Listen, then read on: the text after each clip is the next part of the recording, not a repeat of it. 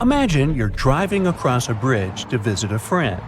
The next day, you get in your car to go back, but there is no longer a river under the bridge you drove across yesterday. Believe it or not, this is exactly what happened to people in the south of Honduras when Category 5 Hurricane Mitch hit in October 1998. Choluteca Bridge, which the local authorities reconstructed earlier that year, was left in the dry, as the river now flowed around it, not under it. The structure soon became famous online as the Bridge to Nowhere. This waterway shifted its course overnight, but it normally happens over longer spans of time. A river will stop flowing straight when there is even the tiniest change in the landscape around it. Even something as tiny as a mouse can weaken a riverbank. Imagine a family of mice decides to start a home somewhere by the river and digs a cozy hole. Over time, water gets inside this hole and starts washing away any loose soil. Give it a couple of centuries, and the river will now have a bend in this place. And if you're worried about the mice family, don't be, because they moved out a long time before the water flooded their home. Things happen even faster for small streams because, well, their beds are also smaller. The current breaks down stones, the ground takes them in, and voila, a riverbed or bottom is formed. The current is the strongest in the middle of the waterway, and its power directly shapes the riverbed. The water flowing through rivers is full of soil and other particles. All this stuff goes from the spring into the mouth of a river and into Earth's oceans. In some cases, these particles build up at some point, and that's how new beaches, probably including your favorite, are born from fine-grained sand. On the other side of the river, the flow of water is much faster, so this fast-moving current literally slams against the next bank. Then the process of erosion starts all over again. River erosion is what happens when the flowing water takes away soil. And I have to tell you, things go super fast there. That water is so energetic, it can even carve into rocks, creating a canyon. If the riverbanks consist of loose material, such as humus, that's the soil you plant a flower in, then it is easier for the flowing water to erode it. Rivers in the plains are often wide and slow because there's little resistance from the ground around them. So you don't have to worry about waves tipping over your boat on a flatland river. In the mountains, streams quickly wash away all the surface soil and gravel, revealing the bedrock beneath them. It's tightly bound, so mountain streams are literally set in stone, as they cannot wash away this bedrock. So we have erosion to blame for waterways changing their course, and also mountains and hills. When a stream reaches a mountain or simply a rock, it has two choices: to flow around it or carve its way through it. In flatlands, rivers don't have any natural competition, so they choose a more winding path. All this twisting and turning increases the river's total length from the source to the mouth. One such example is the mighty Mississippi River in the U.S. It has a lot of curves and bends, which are called meanders. In the last century and a half alone, the Mississippi changed its course several times. The last major case was in 1876 when it left the historic city of Vicksburg in the dry. 2 years later, a team of American engineers came to the area to construct the Yazoo Diversion Canal, which took 25 years to complete. Thanks to it, ships could once again sail to Vicksburg, reviving the town's economy. What happened in this southern U.S. town in the 19th century is an ordinary natural consequence of river erosion. The bends in a waterway grow sharper over time, making the water flow faster. This speeds up erosion, and individual bends slowly start approaching each other to the point they merge. When this happens, the river straightens up overnight, leaving a lake in the form of a horseshoe in the place where the bend was. This newly formed body of water is called an oxbow lake. These still water lakes either dry up, since they're no longer fed by a spring, or they turn into swamps. In some cases, humans use them as water meadows used for agriculture. Lake Chilkat in Arkansas is the largest oxbow lake in North America, formed by the Mississippi several centuries ago. The source of the Mississippi is a lake in Minnesota, but a river can also start when two other watercourses become one, or when the water simply bubbles up from under the ground. Even melting snow can feed a river, like the Amazon gets its water from the Andes. Determining the source of a waterway can be tricky, so the debate about whether Amazon or the Nile is longer is still ongoing. What scientists know for certain is that the Amazon carries more water than any other river. 1/5 of all the fresh water that enters Earth's oceans comes from this South American river. When you look at the Amazon River on a map, you'll notice how it flows from Peru to Brazil, that is, from the west to the east. This direction might seem odd when you compare it to the Mississippi, which flows to the south on the map. It's so confusing because you probably know rivers flow down, affected by gravity, but down doesn't automatically mean south. Running water will try to find the easiest route down, so there are no rules in terms of cardinal directions. The Nile River is the best example of this, as it actually flows north into the Mediterranean Sea. Northern Egypt, where all those pyramids are located, is on lower ground than Sudan, where the Nile is formed when the Blue Nile and the White Nile merge. Ab in northern Asia and the Mackenzie River in Canada both flow northwest, while the Yellow River in East Asia flows in the same direction as Amazon, to the east into the Pacific Ocean. These major rivers are some of the best examples that a stream doesn't have to flow from the north to the south. Gravity is the only important factor that determines which way a stream will flow, as running water is all the time pulled downwards. The flow of water is faster on steeper slopes. When there's a sudden drop in the flow, waterfalls form. Angel Falls in Venezuela is the highest waterfall on the planet, with water dropping from a height of 2,600 feet. Watch your step.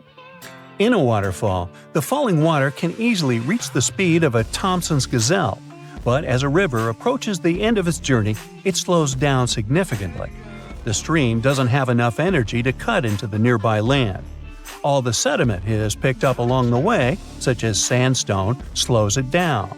At the place where a river meets the ocean or a lake, it gets rid of this sediment along its banks, creating a delta, an area rich in fertile soil. The Ganges in India has the biggest delta in the world, several hundred miles wide and visible from space. The Amazon, on the other side, doesn't have a true delta because the strong currents of the Atlantic Ocean wash away everything the torrent brings. The deepest section of the riverbed that runs along its middle is called a channel. This is where the current is the strongest, so ships travel on top of these channels. When engineers want to expand a waterway, they simply dig a deeper channel and voila, larger ships can now pass. This is just one way humans alter watercourses. We often strengthen the banks of a river to prevent erosion or build dams that stop or divert the flow of water. The oldest operational dam on the planet dates back to the time of Egyptian pharaohs. It was, of course, the first damn thing. In Mongolia, dinosaurs used to live, and now there are as many horses as there are people and 10 times as many sheep there. It's the emptiest country in the world. The capital has been moved 28 times, and they even have their own Olympics. So Mongolia is located right here, on the plateau of Central Asia, right north of China. It's the 19th country in the world by land area, but it only has a bit over 3 million people. It's like the population of Los Angeles, but having a whole country to themselves. If we don't count Greenland, Mongolia is the country with the lowest population density. It has only 2 people per half a square mile. The United States has 37. Well, that is if we only count people. Mongolia has a lot of livestock, about 67 million. It's 20 times more than the number of people there. Half of that livestock is sheep. Yet of all their animals, the most prestigious one is the horse. There's a traditional saying, a Mongol without a horse is like a bird without wings, and it explains a lot. A person with many horses is considered wealthy, but don't picture huge farms with big stables filled with horses. In Mongolia, having stables is more of an exception. Horses there roam free outside all year long. It costs next to nothing to sustain a horse there because they roam outside and even find food themselves, and the country's nature provides them with enough. Winter is tough because everything is covered in snow, but horses can separate grass from snow. They get frail by spring due to a lack of food, but recover very soon after winter is over. A family can have a sacred horse in their herd. It wears a blue scarf around its neck and is almost never ridden. People there do love their horses, and this tender relationship goes centuries back. There are many songs, stories, myths, and artwork featuring horses. In the Mongolian language, there are about 500 words to describe the traits of horses, and over 200 words to describe the coat color and pattern alone. Horses have a spiritual meaning too. It's believed that they have spirits that can help the owner, and they are also believed to be a transport to heaven, so they were often sacrificed after their owner's passing. Apart from domestic animals, the country is home to some endangered species. Plus, back in the day, dinosaurs roamed the land. The first ever discovered dinosaur egg was found right there. Today, dinosaurs are, of course, extinct, except in the movies. But there are snow leopards in Mongolia, and those are also rare. If you ever do go to this country, you must be careful. Snow leopards are so quiet, you won't hear them approaching you. They make no sound as they walk. But let's get back to geography. The climate in Mongolia can be harsh and unpredictable. Within just one day, the temperature can change by 35 degrees Fahrenheit. The country doesn't have any access to large bodies of water. That's why it's very dry and doesn't get much rain. In the south of Mongolia, there is a part of one of the coldest deserts on Earth, the Gobi Desert. Only 5% of the desert is covered in sand. The rest is bare rock. It has rivers, small lakes, and grasslands, but also gold, coal, and copper. So it's not a very typical desert, but still a desert. Rain clouds don't reach there because of the Himalayan range that keeps the area in the shadow. The desert is expanding every year, because of climate change, of course, but also because of deforestation and changes in land use. The whole country is quite dry with little precipitation, and that's why the inhabitants aren't afraid of the desert. Yes, the desert is populated. There are people living there. They're nomads who are busy with raising cattle. Nomads are people who don't have a settled home. They travel with their animals from place to place following the seasons. When they settle somewhere before their next trip, they set up a tent that is called a yurt. These have been homes in Mongolia for thousands of years, and it's amazing that some people still live in them. The skeleton of a yurt is made of poles, which are then covered with layers of felt and waterproof fabric. The Mongols are a very welcoming nation overall, but the nomads are on a whole other level. They don't get guests often, and they're always ready to greet someone and give them a taste of traditional horse milk. They don't even have bells at the entrance of their yurts, inviting guests to walk right in. Of course, there are also people who live in cities and villages and have settled homes, and they are the majority, about 3/4 of the population. The biggest city in the country is the capital, Ulaanbaatar. Almost half of the country's population is concentrated there, in just one city, even though it's the coldest capital city in the world. The average yearly temperature there is 32 degrees Fahrenheit. The average temperature in Washington, D.C. is 60 degrees, and it's 44 in Ottawa. When the city was first founded in the 17th century, it was located about 180 miles southwest of the current place. Then it was moved a little bit 28 times until it finally settled in the current location. Why? Well, back then, most of the population were nomads, so the capital city was a mobile settlement too. Depending on seasons, pastures, water supplies, and many other factors, it moved along with its inhabitants. Now the city is big and settled, so maybe it won't be moved again. But who knows? I know, I have yet to tell you about the Mongolian Olympic Games. The event is called Nadam Festival. It's an annual festival held in the middle of summer that most Mongolians watch. In one form or another, the festival has existed for centuries. Locally, the festival is called the 3 Games of Men, and people compete in 3 skills that have traditionally been considered 3 manly skills. So, what are those 3 games? It's Mongolian wrestling, horse racing, and archery. Originally, it was just men competing, but recently women have started participating in archery and horse racing. Mongolian wrestling is a folk wrestling style that's been around for thousands of years. The depictions of it can be seen on many ancient plates found in the area. Today, it's the most popular sport in the country, and Mongolia hosts many international tournaments too. So, of course, there is a wrestling part at the festival, and it's the first game. The rules are quite simple. Whoever touches the ground with anything other than a foot loses. There are no weight classes, no age or time limits, so it takes as long as it needs to win. And yet, they do it with grace. Match courtesy is important. For example, if an opponent's clothes get tangled, the other one is supposed to stop and help solve the issue, even if it means missing a good opportunity to win. At the end of the match, when one participant is defeated, the winner will give them a hand and help them back up on their feet. The game starts with either 512 or 1,024 participants who wrestle in pairs. Every loser is eliminated. The game goes on for 9 or 10 rounds, depending on the initial number of participants, until there is a winner. Then there's horse racing.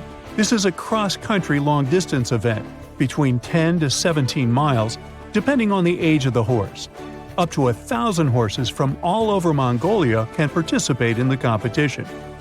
Then, in archery, people compete in teams of 10. Each archer wears traditional clothes and has 4 arrows to shoot into a wall of woven or wooden cylinders. Knock one out of the wall and you get points, and the team that gets the most points wins. If you've ever wondered what it feels like to walk on diamonds, head straight to the town of Nördlingen in Germany. It seems like a typical fairy tale village with cute houses and red roofs, but its walls and streets are actually studded with over 72,000 diamonds. You'll need a microscope to see them, but they're definitely there. When the first people came to live here, somewhere around the 9th century CE, they were positive they were settling down in a volcanic crater. They didn't know the stone they were using for construction was embedded with millions of tiny diamonds, and the origins of the crater were out of this world. An asteroid slightly larger than half a mile in diameter hit our planet around 14.5 million years ago in what is now Bavaria and left a crater 16 miles wide. The bedrock was under such intense heat and pressure that the bubbles of carbon inside transformed into tiny diamonds at a concentration like nowhere else in the world. The locals didn't pay attention to their houses, built of what was left of that asteroid impact, shimmering on sunrise.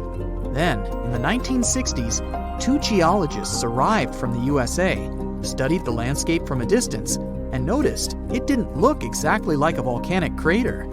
After further research, they realized their theory that the crater was shaped from above and not from below proved right. They even had to change school books after the discovery, not to mislead the students. Once the word of the crater had spread, NASA got interested in it and sent their Apollo 14 and Apollo 16 astronauts to visit it to learn about what kind of rocks they'd find in space and which of them were worth bringing home. A moon rock that arrived with one of the missions is now on display at the local museum, and astronauts still visit the place. The locals, though, are so used to living among diamonds, they don't even find it special.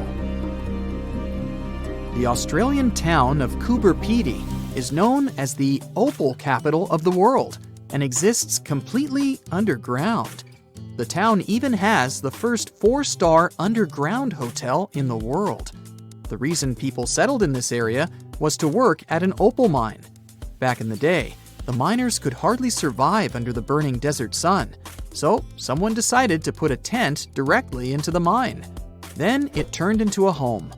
Now, Coober Pedy has around 2,500 residents from different countries, about 30 shops, an opal gallery, museums, a bar, and other buildings, and is a popular tourist attraction.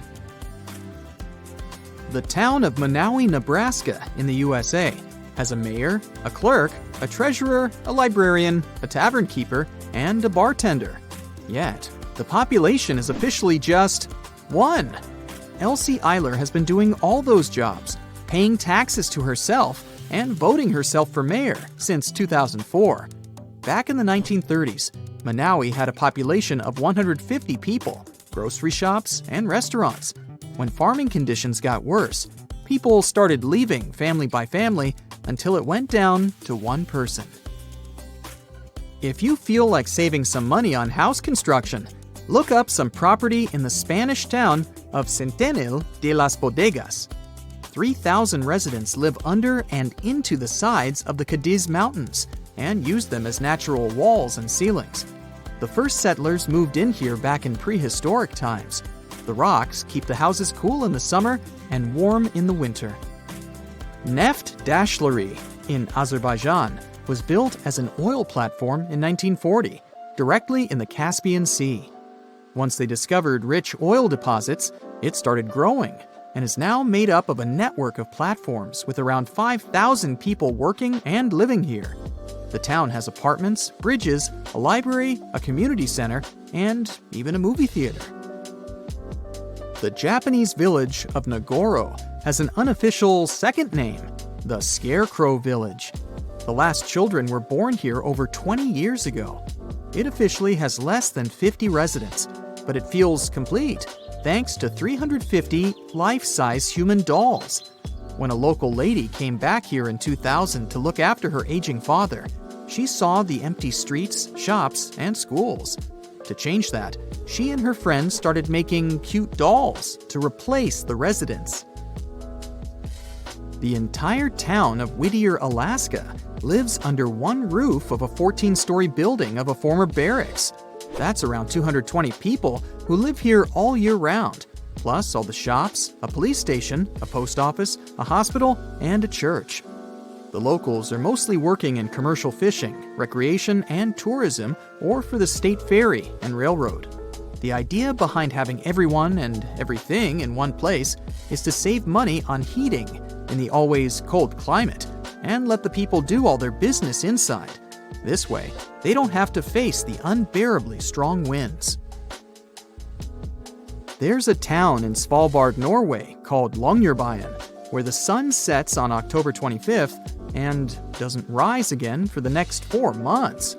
When it rises again in spring, the locals gather on the step of an old hospital at 12:15 to welcome the sun and celebrate its return. Then, it doesn't set for over 4 months. It happens because of the way the Earth is tilted on its axis.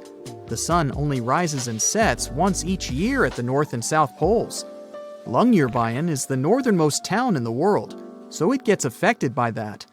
Its residents occasionally see polar bears and reindeer in the streets and get around on snowmobiles. The Italian village of Viganella was built right at the bottom of a deep valley and on the wrong side of the mountains.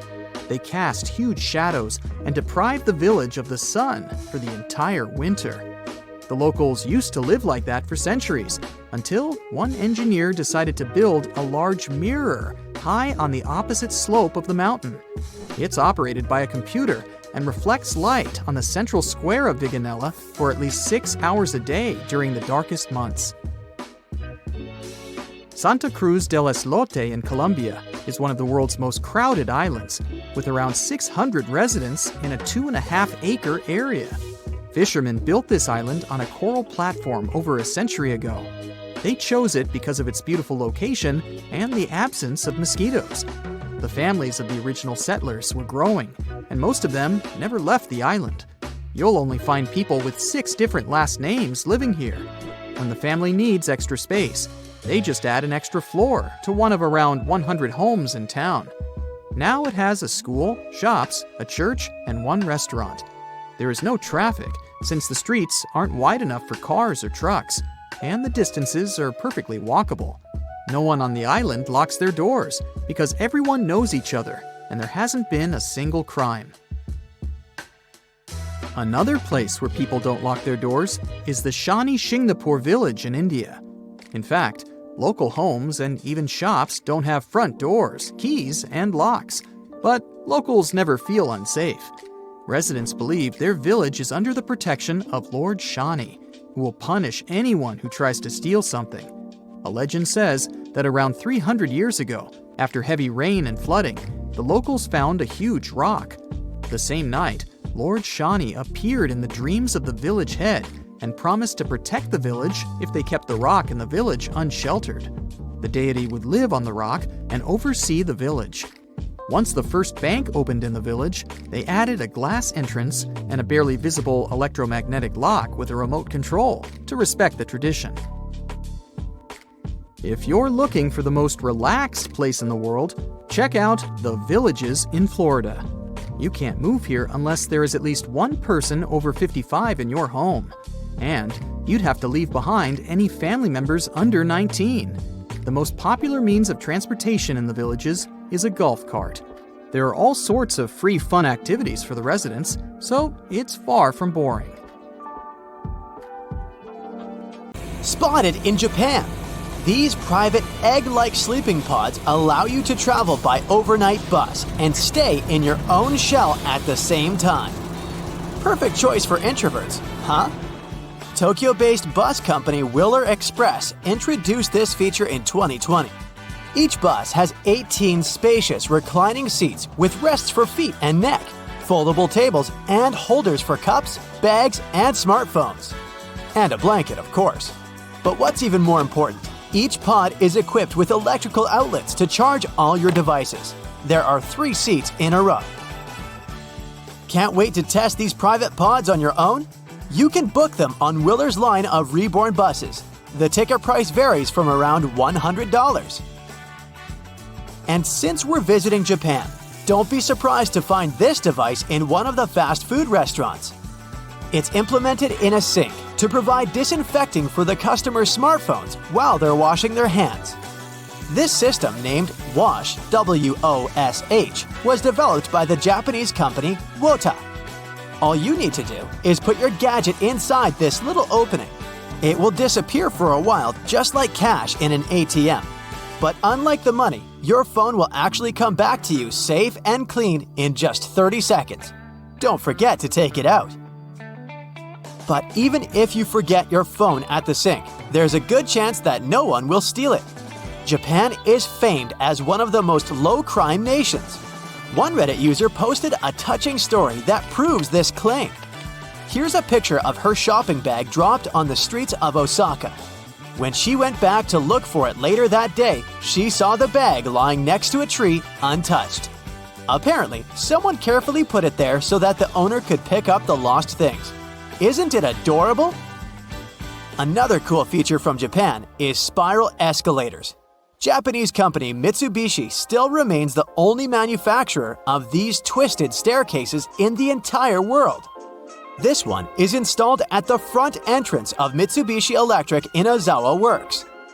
Spiral escalators smoothly go up and down in the shape of a semicircle, while the riders enjoy the panoramic view. But this is a fairly rare occurrence. There are only 91 of these staircases globally. Can you guess a country just by looking at this picture? Australia, of course. This epic shot was made at a camping ground. I wonder how this kangaroo is going to get out of the toilet. You see, these animals are not equipped to hop or move backwards because of their long feet and a large tail. This is one of the reasons why the kangaroo appears on the Australian coat of arms along with the emu. Neither animal can move backwards easily.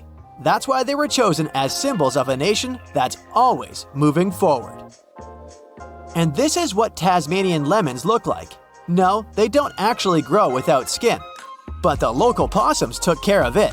And they didn't even bother picking the lemons from the tree. One internet user spotted these guys in the garden and noticed that they only like lemon skin and leaves. This creates a great symbiosis because people usually use the insides of a lemon. And since we're walking among the woods, be aware of golden huntsman spiders because they love this habitat. The adult huntsman spiders have leg spans that can measure up to 6 inches. These creepy guys are members of the family Sparacidae. They received this name thanks to their speed and mode of hunting. But they have one more title, giant crab spiders, because of their appearance and size.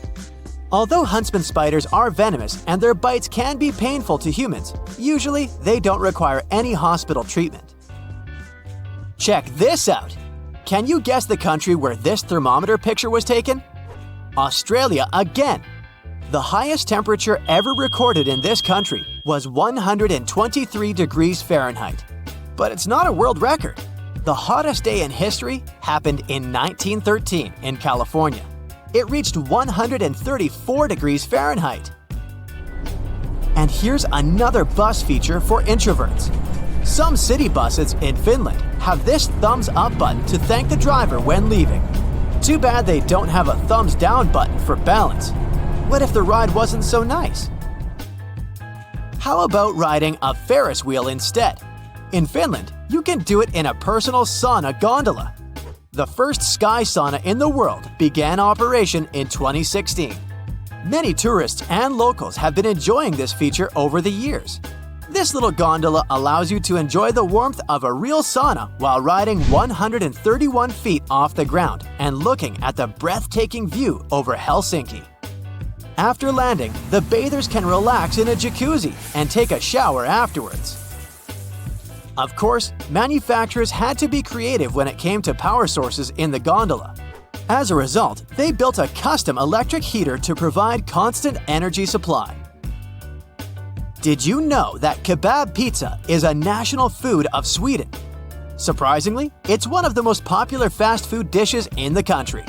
This pizza is topped with kebab meat and other ingredients such as tomato sauce, cheese, onion, peppers, and kebab sauce.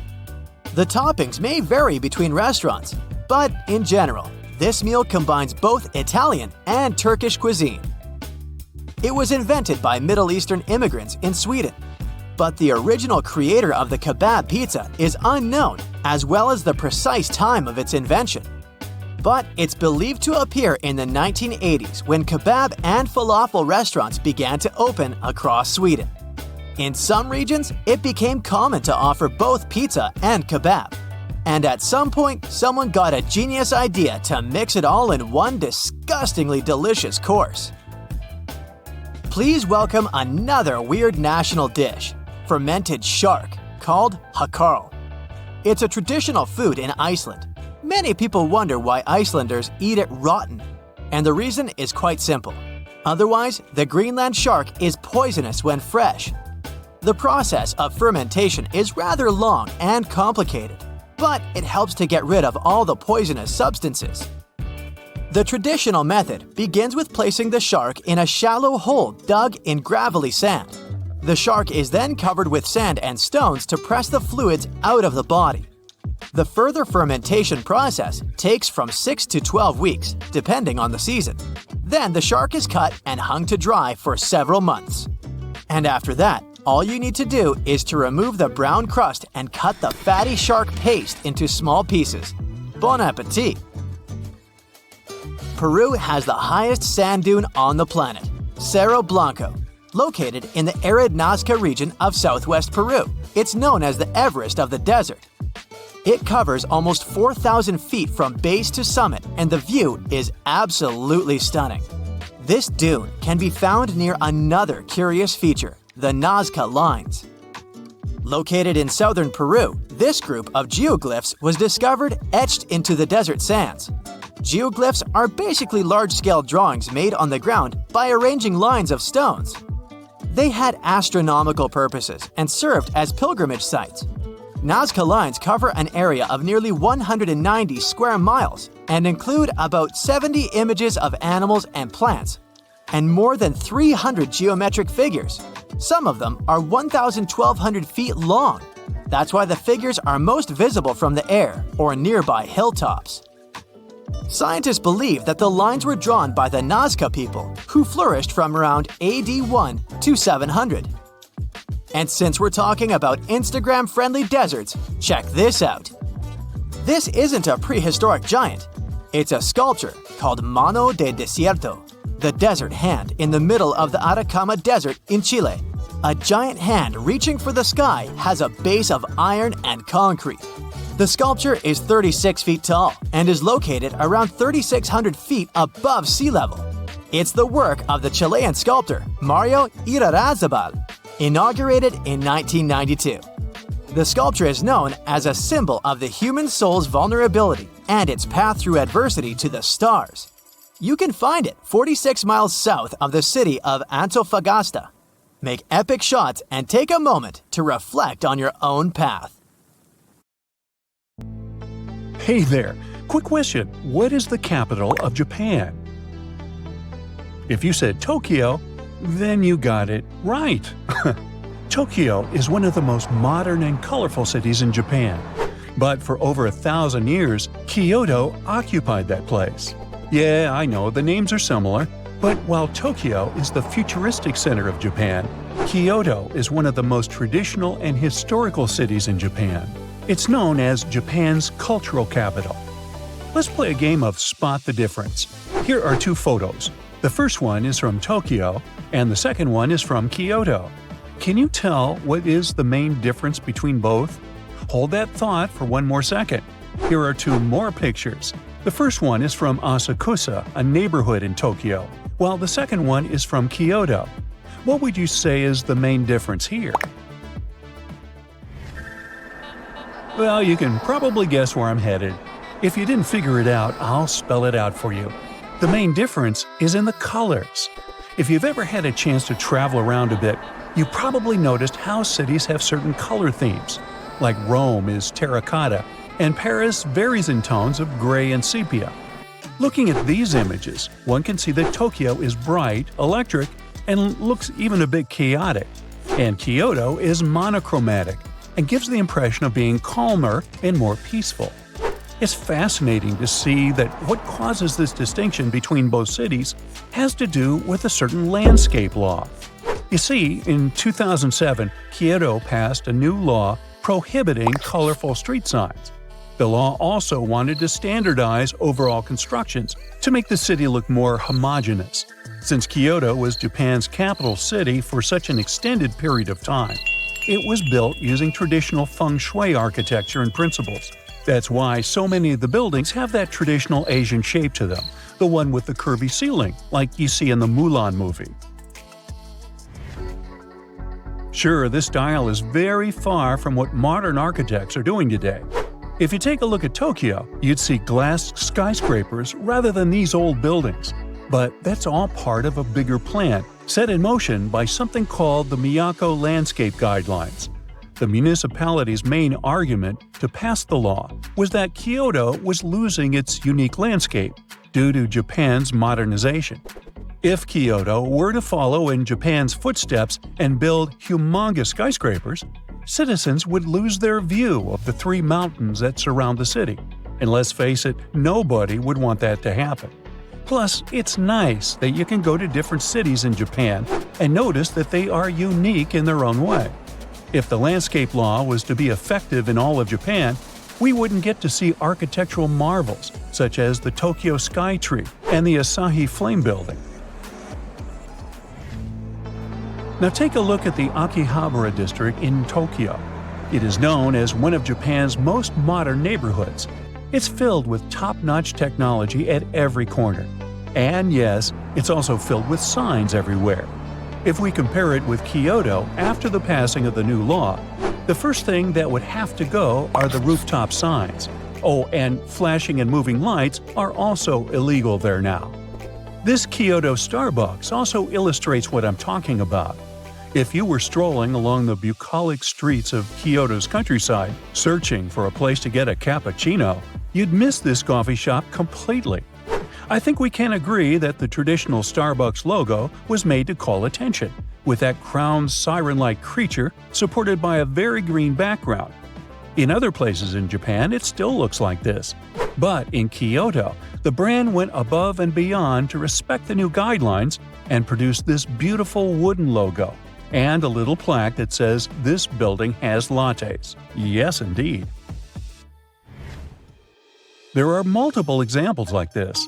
In Kyoto, the 7-Eleven doesn't have its traditional red, orange, and green stripes. Its logo was changed to black and white. You can think that's dull, but I think we can agree to disagree. It looks perfect when you look at its surroundings. Oh, and what about McDonald's, the world's most famous burger franchise? It kept its yellow logo, but took the red out of the background. In terms of the color palette allowed, the law uses the Munsell color system to determine which chroma levels are acceptable. Usually, the faded version of strong colors like red, black, green, and so on, are accepted. Now, imagine if they adopted a Wes Anderson palette. It would look like a toy city, that's for sure. At first, vendors and shopkeepers felt disturbed by the new law. They didn't understand why they had to change their branding for the sake of some aesthetic the city was trying to preserve. But with time, they not only came to terms with the new law, but could already see the benefits of it for their brand success. You see, this helped turn Kyoto into an even bigger tourist attraction. Tourists felt like they were traveling in time, sort of. Some tourists even like to dress up in traditional kimonos and walk around like geishas. The municipality also began an award system to compensate the shops and brands that had done their homework well. Of course, the camouflage Starbucks won an award back in 2018, as did Sagawa, a major delivery company in Japan, back in 2012. It's not only shops that needed to adjust to the new guidelines. Things such as vending machines and post offices also needed to be toned down.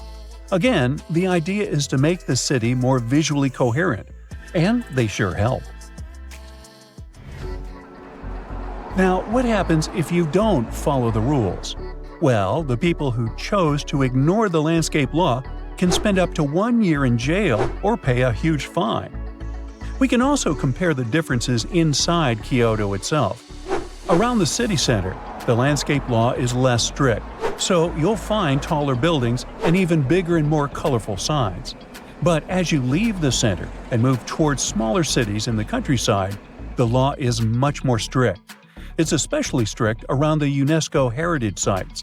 In case you're not aware, there are 17 heritage sites in Kyoto. Yep, that's a lot. But that's what makes Kyoto so unique. Now, welcome to the neighborhood of Pontolcho. This neighborhood is a good example of how the landscape law changed the city's mood over the years. Pontolcho is a cute alleyway in Kyoto that spans over several blocks. If you look at this Google Street image from 2009 and this one from 2023, you'll see clear differences. For starters, the huge sign at the entrance of the alleyway is gone, and so are the wires hanging from the tops of the shops. The pavement was redone and the big store signs disappeared. It's much cleaner. At night, the alleyway turned into the perfect spot for atmospheric dining, since its legislation decided to rule over the type of lighting allowed in the neighborhood. This is what it looks like at nighttime. Hey, you fancy grabbing some sushi? I can't help thinking that this landscape law contributed a lot to Japan's minimalist architecture. Although images like these ones in Tokyo are far from the idea we have of this minimalist aesthetic, Kyoto falls right into place with it. How about we take a quick look inside one of these establishments? The Starbucks we mentioned earlier also invested in turning its interior design local. It's the first ever Starbucks where you can drink tea on a tatami floor. You can sit cross-legged, like many Japanese people do, and enjoy a delicious hot beverage. I must say I quite like the new Kyoto. How about you? 300,000 people and over 80,000 horses. Yep, that's Iceland. The breed they have there is very specific, hardy, long-lived, and because of it, internationally popular. These horses can be found in North America and Europe too, but they can have certain features people from Iceland don't want their breed to have. Because of that, the Icelanders wanted to avoid mixing their horses with other breeds, so they passed a law over 1,000 years ago that said no horse imports. That's right, even if they give you some of their own horses, you can't take them back. No chewing gum in Singapore. Vandals used to stick their chewing gum on door sensors or would find some other way to mess with public transportation, so the country had to spend around $150,000 annually to clean that. It was easier to ban it by law, so no gum can be bought, sold, or blown into bubbles over there. Not a good idea to import them either. Going to Greece? Good. Have a safe trip. And pick the right shoes. Ever since 2009, no high heels are allowed at the Acropolis. Not that Greeks have anything against stilettos, but they simply wanted to protect their ancient ruins from damage those pointy things can cause. That, and the fact that it's not really practical for such terrain anyway. In the Italian city of Milan, it's illegal to frown in public. Or at least it was a couple of centuries ago. Through difficult historical times, Milan had to create a way to stand out, which is why there was a law requiring people to smile and generally be in a good mood in public places. Germany has highways where you can drive over 100 miles per hour. But if you get crazy with speed and run out of gas while still on a highway, you'll pay a nice fine for that. Are you 1 to 2 miles away from the gas station and want to get there on foot? Better not. That's another fine. Germans make it your responsibility for filling your car, and walking along the highway is not that safe, as is leaving your car on the side of the road. A Winnie the Pooh t-shirt. That brings back some good old memories. Well, memories are sometimes better left at home. Since Winnie doesn't wear pants, Poland decided to ban this character, so you can't have it on your clothes around schools or playgrounds, no matter what age you are. Just in case you ever wake up and decide it's time to do some hiking in Switzerland without your clothes on, don't. For some unknown reason, some travelers made this type of hiking a thing in Switzerland a couple of years ago. So Swiss officials kindly ask you to keep your clothes on. Greetings from New Zealand. If you want to spend your Sunday afternoon flying with a rooster in a hot air balloon, you might have to find another country to do it, because here, it's illegal. Sorry. Staying in their neighborhood, in 1966, there was a law that prevented you from flying a kite in Australia in a public space if that bothered other people. Luckily, 1966 was a long time ago, so no one will remember this if you decide to have some flying kite fun in a park. Hopefully. While you're there, you can't tie your goat to your vehicle. Also, no dressing as Batman and Robin. You don't want to prove to law enforcement you're not actual vigilantes, right? In some cities, taxi drivers must have a bale of hay in their trunks at all times. At least, they had to until 1980. This law came from the olden days, when horses were still all the rage. And you can't just fill a horse with fuel now, can you? Moving to the United States now. If you're in Washington, don't even think about going after Bigfoot. They passed a law in 1969 where Bigfoot was proclaimed to be an endangered species. So, they didn't say anything about the Yeti though. In Vermont, there used to be a rule prohibiting clotheslines, as some people voted against unsightliness of others' linen and underwear hanging in everyone's view. That's why they made a new regulation. You can't forbid people to put up clotheslines.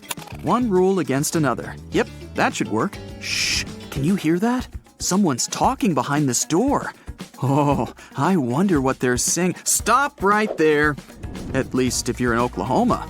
The law says you can't secretly wander around and accidentally overhear someone's conversation and then repeat or publish it later.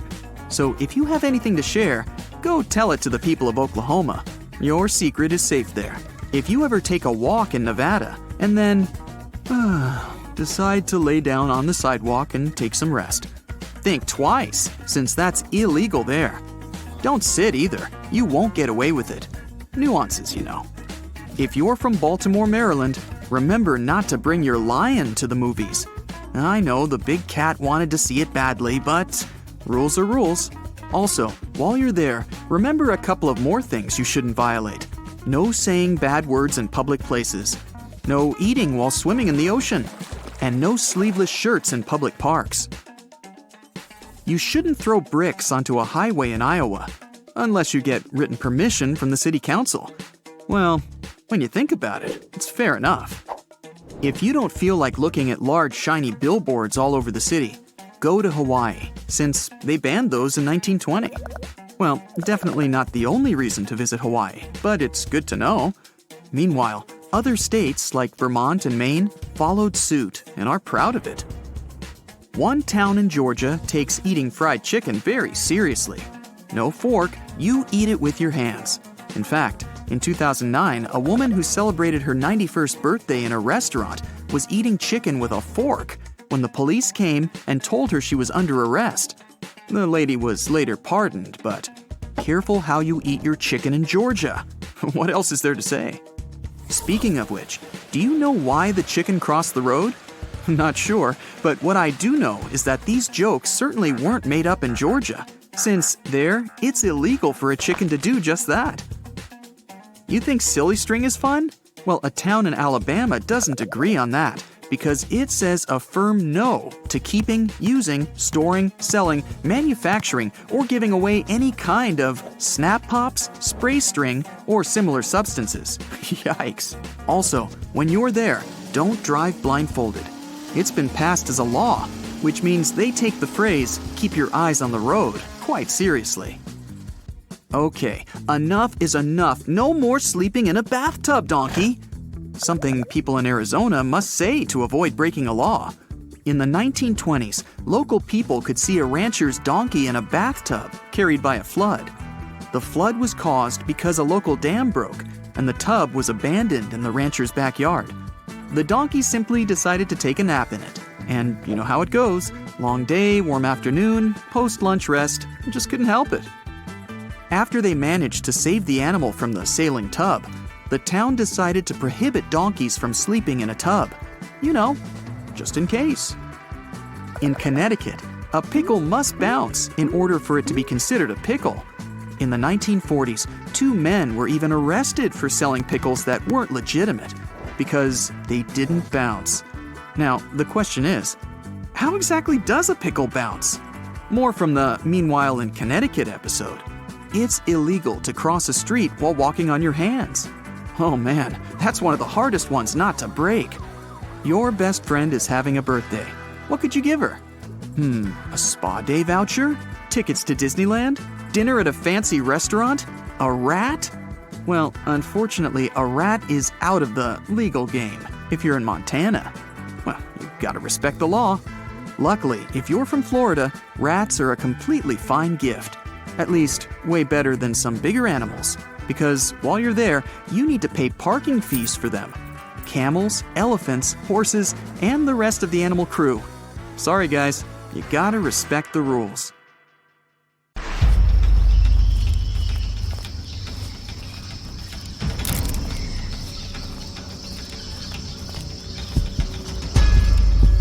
There are bridges in the Indian state of Meghalaya that are created entirely of living tree roots. The bridges are made up of tangled thick roots that makes them strong enough to hold over 50 people at a time.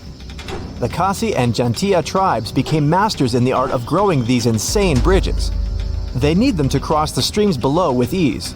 Some of these bridges are over 180 years old. To make them, the members of the tribe care for the roots until they grow long enough to reach the opposite bank. It can take as long as 10 to 15 years to grow a bridge. In the process, the roots become tightly entwined with one another. This is how the bridges get so strong. Some of them are over 100 feet long. And once a bridge is fully grown, it can last over 500 years. While some roots decay, new ones are continually growing. That's why the unusual natural constructions last so long. Visitors to America's Death Valley National Park were stumped and a little bit scared when they found these highly unusual rocks. They appeared to be moving across the sand, all by themselves. There are many rocks that leave telltale signs in their wake. Scientists are baffled. Some of these rocks weigh over 650 pounds. And some of them have already traveled as much as almost 1,000 feet. There are many theories explaining this phenomenon, but the most probable one claims that the stones move because of something called an ice shove. In the winter, parts of the valley fill with water and the rocks at the bottom become frozen. And since ice can rise to the top of liquids, just like in your favorite soda, the rocks slightly lift from the floor, and then they scrape the muddy bottom of the lake bed. When the summer comes, the water evaporates and the ice melts. All that's left is the rocks and their mysterious trails. Volcanoes can not only shoot out burning hot lava, they can also fire lightning. When volcanoes erupt quickly, ash, dust, rock, lava, and gases are all released at breakneck speeds. This creates so much friction that it causes static electricity to build up and then shoot out in the form of lightning. Fire tornadoes are also a thing. They form when powerful winds hit an already existing fire and drag it upward into a terrifying column. The US watches at least one of these insane spectacles once a year or so. Some of them can reach heights of over 1,000 feet. One of the coolest and rarest natural phenomenon ever is a moonbow. And yes, it's exactly what you think, a rainbow around the moon. But for this lunar rainbow to appear, the conditions must be super precise. The moon must be low in the sky must be dark. Water droplets must be in the air in the opposite direction of the moon. It'll also help if the moon will be shining bright as a diamond. Moonbows occur when moonlight gets reflected off of water droplets in the air. The light hits the droplet at an angle that alters its direction. There are beaches with glowing water that look as if they come straight out of your favorite sci-fi show. These incredible places can be found all over the world, from the Maldives to Puerto Rico. The mysterious glow is caused by tiny marine algae that live under the water's surface. They give off a bright light whenever waves and currents move them. And beaches start glowing blue, green, or red every time the tiny algae get agitated. Take a flight over the emerald woodlands of Western Australia, and you'll be surprised to find a series of bubblegum pink lakes. If you manage to venture down to the lakes, you're in for a treat. Their waters are completely safe to swim in. Not only will it make for the perfect Instapic, but this water also has incredibly high salinity. This basically means you'll be able to float on its surface. The lakes are surrounded by the deep blue Southern Ocean. Some lakes have their trademark color because they're filled with algae that have high levels of a red-orange pigment. Others are likely to contain tiny microorganisms called haloarchaea. They look red or pink when there's a bunch of them together, and there are people who believe that the lakes have this hue because they're full of bright pink prawns. Light pillars are colorful beams of light that either jet up from Earth towards the sky or shine down from the clouds. Usually, they only occur in cold temperatures as they form when the sunlight gets reflected off of ice crystals floating in the air. The higher the crystals are in the air, the taller these bright and colorful pillars become. They're most common at sunrise and sunset. There are hidden caves all over the world that are filled with glowing light. This light comes from hundreds of glowworms that have made a cozy home in the caves. Some of the caves are more than 30 million years old, and most of them can be found in New Zealand and Australia. The worms themselves don't actually glow, but baby worms called larvae form silk strings made out of mucus. These strings form nets. It's these nets that can illuminate the entire cave. Their purpose is to attract flies and other tasty insects for the glowworms to munch on. Rainbow trees are 100% a real thing. Hailing from the Philippines and Indonesia, these colorful wonders are called rainbow eucalyptus or rainbow gum. The rainbow hues are created by the contrast in colors of old and new bark. As the thin surface layers of bark peel away, they reveal newer ones with brighter, more eye-catching colors. The brand new bark is green, then it changes to purple, then red, and finally brown. This is because the trees contain a substance called chlorophyll. It makes the bark green. As each strip of bark ages, it loses chlorophyll and slowly changes its color. In a desert, you can find beautiful and unique roses made entirely of crystals. They form when sand particles get trapped and compacted during the rain. The quick switch between wet and dry conditions forms the crystals. The crystals, in turn, form a circular series of flat plates. This makes them look like intricate rose petals.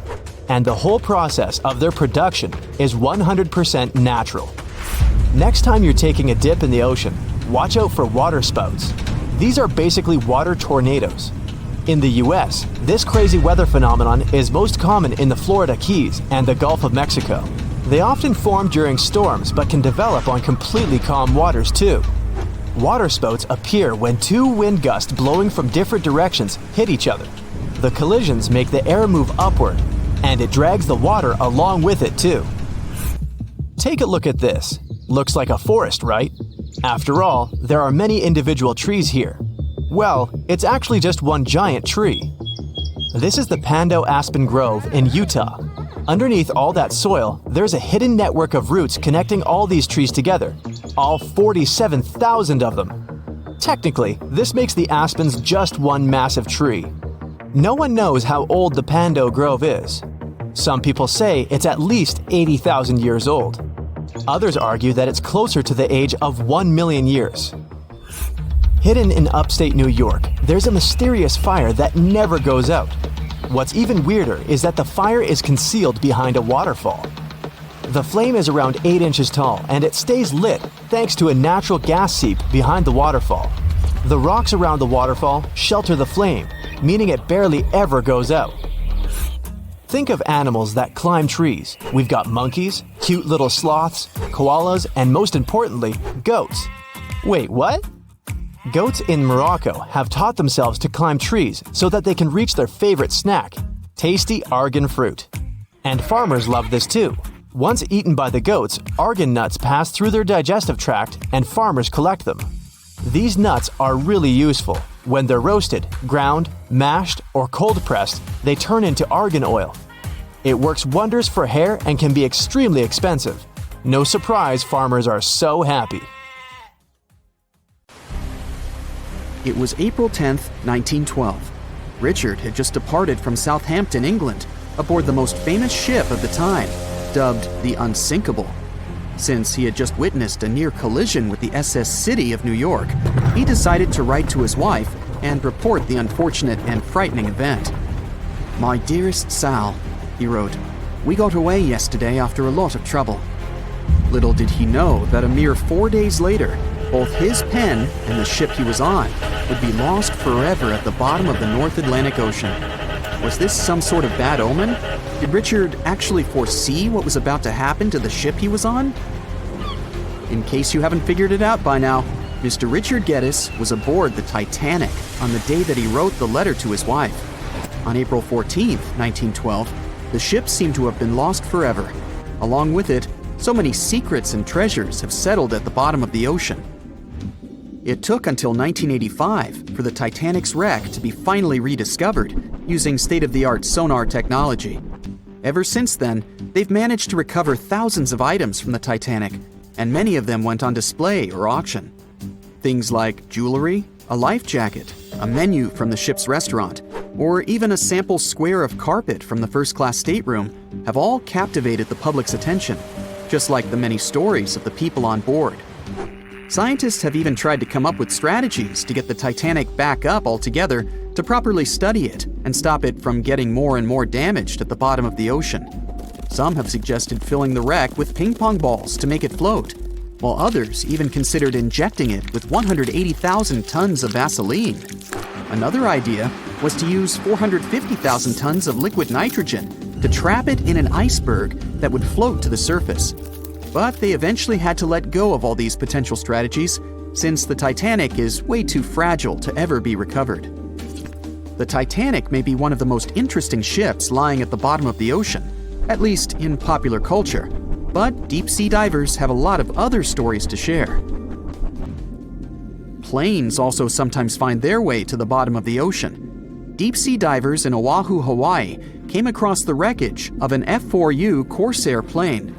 It seems to have crashed into the ocean in 1946, as it didn't have sufficient fuel. If you can dive deep enough, you might even stumble upon statues and lost artifacts, like those found in the world's only underwater archaeological park off the coast of Naples, Italy. It features the ruins of the ancient Roman city of Baia. The underwater statues found here are breathtaking, to say the least.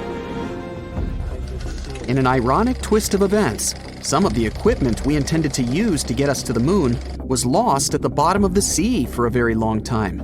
But how did that happen?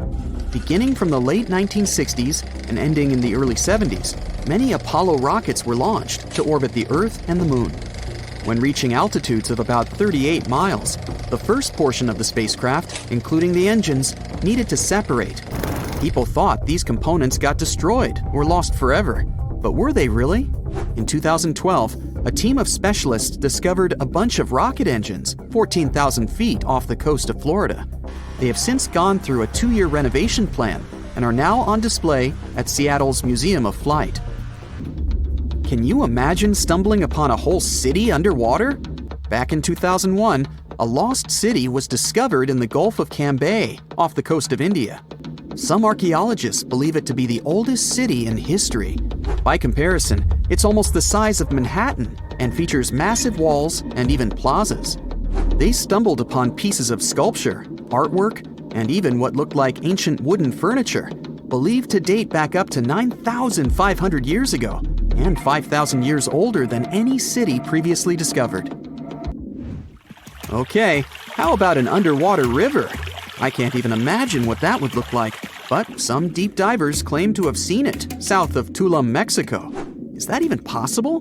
Well, not really, since the Cenote Angelita Cave is not a true river, but a very special type of optical illusion. It's formed by a halocline, meaning a cloud of hydrogen sulfide at the bottom of this underwater cave. Turns out you can actually swim right through this cloud, which makes you feel like you're swimming through a flowing body of water. Not all things discovered underwater are inanimate objects. Some of them are actually quite scary sea creatures. A jellyfish might not be on your list of things to look out for if you can avoid the stings. But this giant one, also known as a lion's mane jellyfish, is the largest known species of its kind. In all fairness, you'll only uncover it if you happen to dive into the waters of the Arctic, Northern Atlantic, and Northern Pacific Oceans. You surely won't miss it, since it stretches across 120 feet from the top to the bottom of its tentacles. When it comes to deep-sea diving, a lot of people are looking to discover some lost treasure. One diver was lucky enough to have hit the literal jackpot when he came upon nearly $1 million worth of treasure on the bottom of the seabed. That was back in 2015, when this lucky diver was swimming just off the coast of Florida. What did he find, you might ask? Well, about 51 gold coins, 40 feet of gold chain, and a rare single coin that was tailored for the King of Spain, Philip V. Speaking of people looking for lost treasures, divers also sometimes found pirate ships. They discovered one of these pirate shipwrecks in 2015 off the coast of Colombia. It dates back to the 18th century. The value of this forgotten ship was estimated to be between $4 billion and $17 billion, as it contained treasures, precious stones, gold, and countless other really valuable items. By comparison, a whole island in the Bahamas is up for grabs at $75 million. A computer is the last thing you'd ever expect to discover underwater, right? And this was no regular computer, but an ancient one. And yet, someone stumbled upon it between 1900 and 1901 on the spot of a shipwreck located off one Greek island. Researchers believe this weird stone contraption to be the earliest form of a computer. It was designed to serve many purposes, such as predicting astronomical positions and eclipses on the calendar. Since humanity lost most of the technology used back then, it was wonderful to rediscover it so many years later. It let us piece together many of the ancient Greeks' accomplishments. The computer is now at the National Archaeological Museum of Athens, should you ever want to check it out in person. This has to be one of the most mysterious places on Earth. It's called the Mariana Trench, and it's the deepest part of the Earth's oceans. We really don't know how deep it is, since it's so difficult to measure, but it's somewhere around 7 miles deep and 5 times longer than the Grand Canyon. They first studied this massive underwater hole back in 1875 using a weighted rope. Back in 2012, a Canadian film director named James Cameron reached the bottom of the trench in the submersible vessel Deep Sea Challenger. Some of the most bizarre creatures on the planet call this place their home, including the Dumbo octopus, the sea cucumber, and the goblin shark. The Mariana Trench took its name after the nearby Mariana Islands, which are named Las Marianas in honor of the Spanish Queen Mariana of Austria. Now, when you think of Norway, things that come to mind are the sun that never sets in the summer, unbelievable nature, the fact that it's one of the happiest countries in the world, even white bears that freely roam in the wild. I'm guessing they're happy too. Already planning your trip to this dream country? Well, don't rush. You'll have to review your budget. Fuel there is 10 to 15% more expensive than in other Western European countries. A meal at a cafe for one person will cost at least $30. Plus, consider yourself lucky if you manage to find a hotel at $100 a night. If you Google the most expensive country in the world, you'll see this list. Switzerland, which is meanishly expensive. The United States, duh, been there, know that. Luxembourg is not a surprise either. And then, all of a sudden, you see Norway. Just so you know, a family of 4 would need over $4,000 a month just to exist in Norway. And it doesn't even include rent. Specialists say that Norway is around 7% more expensive than in the US. Norway is a bit weird though. Usually the richest countries have national currencies that are stronger than the US dollar. Take Swiss francs, for example, or the Kuwaiti dinar, which is literally the boss when it comes to currencies. Like one Kuwaiti dinar can snag you $3.25 US. Now, here's where the mismatch comes. The Norwegian krone is dubbed the weakest currency in the West. Well, how come? In the wild world of global currencies, the Norwegian krone used to be a tough player known for smart money moves. But surprisingly, it is now the weakest currency in the West, taking a big hit in the last decade. It has fallen hard against the US dollar and euro, causing concern for central banks and money folks worldwide. The oil price roller coaster is a major factor in the krone's struggle, as Norway relies heavily on oil exports. But even with oil prices relatively high, it remains historically weak against major currencies.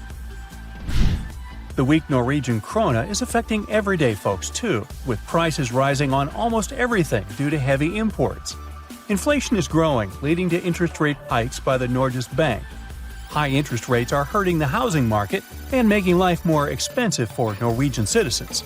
So one of the supposed reasons for why Norway is so expensive might be weak national currency. What else is particular about Norway? Well, climate for sure. It may be hard to imagine a freezingly cold country plunging into riches. It's an imagery we usually see on social media with geotags Dubai, Saudi Arabia, or even Kuwait. And it makes sense to think now that all the riches are somewhere southward, as these places have strong oil-based economies and super strong currencies. But in reality, better economies in the south are a current trend. Ever wonder why cold countries seem to be raking in the cash while the hot nations are just hanging out? Turns out, those living in chilly climates had to hustle just to survive winter. Think building shelter, stockpiling food, and keeping that fire burning. Meanwhile, those basking in the sunshine had it a little easier with hunting and foraging year-round. This theory holds true even in the land down under. Sydney and Melbourne, the top dogs in Australia's wealth game, also happen to be some of the coldest cities, while Darwin, the warmest city, is lagging behind. Some might argue that this theory doesn't hold up when we look at ancient civilizations or modern hotspots like tropical Singapore. But hey, times change, and so does wealth generation. Back in the day, it was all about farming, but now it's more about industry and innovation. So, Norway may seem to have been bound to get rich historically and geographically. Still, it's not exactly so. Norway used to struggle a lot. Back in the day, it faced some tough times with harsh winters and tricky geography. They even had famines that pushed families to seek a better life in the US. So, how did Norway go from rags to riches? Yep, oil and gas played a big role. The country is small, but it has around 0.31% of all oil reserves in the world. But in Norway, there's more to the story than just black gold. For example, the top oil reserve is not some Arabic country, but Venezuela, which claims up to 20% of the world's liquid gold. Still, Venezuelans' economy is far from stable, so it's not all about oil. Although bested in forest size by other European nations, Norway was an unrivaled powerhouse in lumber during the Age of Sail. Thanks to its strategic fjord path, timber from its inland forests could quickly reach fjordside mills and global markets. As railroads unlocked larger forest potential in other countries post the 19th century, Norway was Europe's timber king, bolstered by a world-class merchant fleet by the 20th century. The Norwegian timber wealth, coupled with early cooperative societal norms, spurred growth across several sectors, from agriculture to fishing and banking. Despite being labeled poor in the 19th century, Norway's GDP per capita outshone Eastern and Southern European nations. The nation's ascendancy continues beyond the discovery of its oil reserves. Norway is unique, with a small population but sprawling land. Despite its vastness, the Nordics are scattered and considered one of the most spacious countries globally.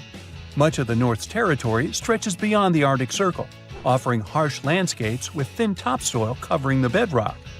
The tough terrain in Norway, full of mountains and with a short growing season, limits arable land to only 2.2%, similar to Yemen. The scattered arable land in small valleys makes extensive farming impractical, a far cry from the efficient farming in the U.S. With a huge chunk of land and coastlines, but a small population, Norway makes some serious cash from its reserves. Plus, nature has been pretty kind in Norway, with rich fishing grounds, hydropower from rivers, and power from cold waters. And only then comes the little thing called oil. The late 50s saw a big discovery that changed everything for Norway's economy. Fast forward to today, and petroleum activities have been a major game changer for Norway, feeding its economic growth and funding its welfare state. But Norway didn't just sit back and watch the money flow in. They made smart moves, like creating a sovereign wealth fund to manage their oil wealth for the long haul. The fund sees some big bucks, currently standing at 1.7 billion Norwegian kroner, or over 160 million US dollars. Norway uses the interest from this fund to boost its annual budget, ensuring top-notch healthcare, education, and welfare for its citizens. And here's the kicker: Norway's not resting on its laurels. They're investing in sustainable technologies, like offshore wind power, to secure a bright future beyond oil and gas. Now, Norway may be expensive, but it can't compete with the world's costliest place to live, Monaco. It's almost 4 times more expensive than the global average. So, if you're looking to rub elbows with the rich and famous, look no further than Monaco. With property prices soaring to an average of over $50,000 per square meter in 2022, it's no wonder why this tiny country is a magnet for the la-di-da. However, there's a place that's particularly expensive for tourists, and I'm not talking about tourist traps. Neither Oslo nor Monaco can beat the prices in, well, take a second to make your guess. Ready? Welcome to Ashgabat, Turkmenistan's capital. A gallon of milk costs a whopping $15 US, while a standard internet subscription plan will set you back $168 US a month. Calm down, you're not poor, it's just an economic glitch. The reason for these prices is simple. The Turkmen national currency exchange rate in relation to dollars is fixed and never changes. $1 equals 3.5 manats, and it's been so since 2015. Local prices in the local currency grew to inflation, making it not proportionate to prices in dollars. The exchange rate never changes. So if you live there, such prices don't seem to be extraordinary. But if you come with dollars, you're in for a pricey trip. Right now, as I speak from the United States, it is the year 2022. You're likely watching in the same year, unless this video has now been up for 2 years, in which case it's 2024. If so, hello from the past. But what if you're watching from the year 111 or 4720? Am I talking to you from the future or the past? I'm confused. For example, if you're in China in 2022, it is the year 4720. And similarly, if in North Korea, it's the year 111. Not all countries have the same calendar. Most of the world uses the Gregorian calendar. It was established in the 16th century and replaced the Julian calendar. Let's do a speedy aerial trip around the world and visit some countries that are in different year zones. We power through the atmosphere. Where shall we stop? Let's start with one of the world's most populous nations, China. Okay, hang back a bit so we can see the surrounding countries too, as some use the Chinese calendar as well. Countries such as Mongolia, South Korea, and Vietnam. According to the Chinese lunar year calendar, the current year, as of February 2022, is actually the year 4720, thousands of years into the future. But not really. The chronology starts from the date Emperor Wang Di started his reign in 2637 BCE. The calendar is cyclic and is based on the astronomical cycles of Jupiter. Within 60 years, Jupiter goes around the Sun 5 times, and those are the 5 elements of the Chinese calendar. One circle of Jupiter around the Sun takes 12 years. These years receive their names from animals. 2022, on the Gregorian calendar, is the year of the tiger. It's not only dates that are measured differently, people's ages are also complex. The chronology starts from 1, not 0. A newborn is 1 year old from birth. Their age increases with the coming of a new year, but not with their birth date. That means that all family members gathering together on New Year's become 1 year older with the passing of the New Year clock. That's why the age of an Asian person can be 2 years different from the age of a European person, even if they were born on the same day. Let's go up again. We may as well stay in the area. Let's move south. Yes, to North Korea. There, they use the Juche calendar. It has been used since July 8, 1997, together with the Gregorian calendar. The Juche calendar begins with the birth of Kim Il-sung, the founder of North Korea, and the eternal president of the country. His birth year, 1912, became Juche 1 in the Juche calendar. The calendar was adopted 3 years after the passing of Kim Il-sung. His year of birth is called Year 1. There is no Year 0 on this calendar. This makes the year 2022 Year 111 in North Korea. When writing dates, both calendars are used. Let's fly up again into the atmosphere and travel west, not too far away, to the populous country of India. The calendar of India was created in 1957.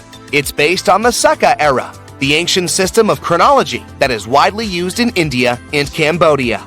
It's also used in Java and Bali. There are also other calendars in India used by different nations and tribes. Some start the chronology from Krishna's date of passing, 3102 BCE.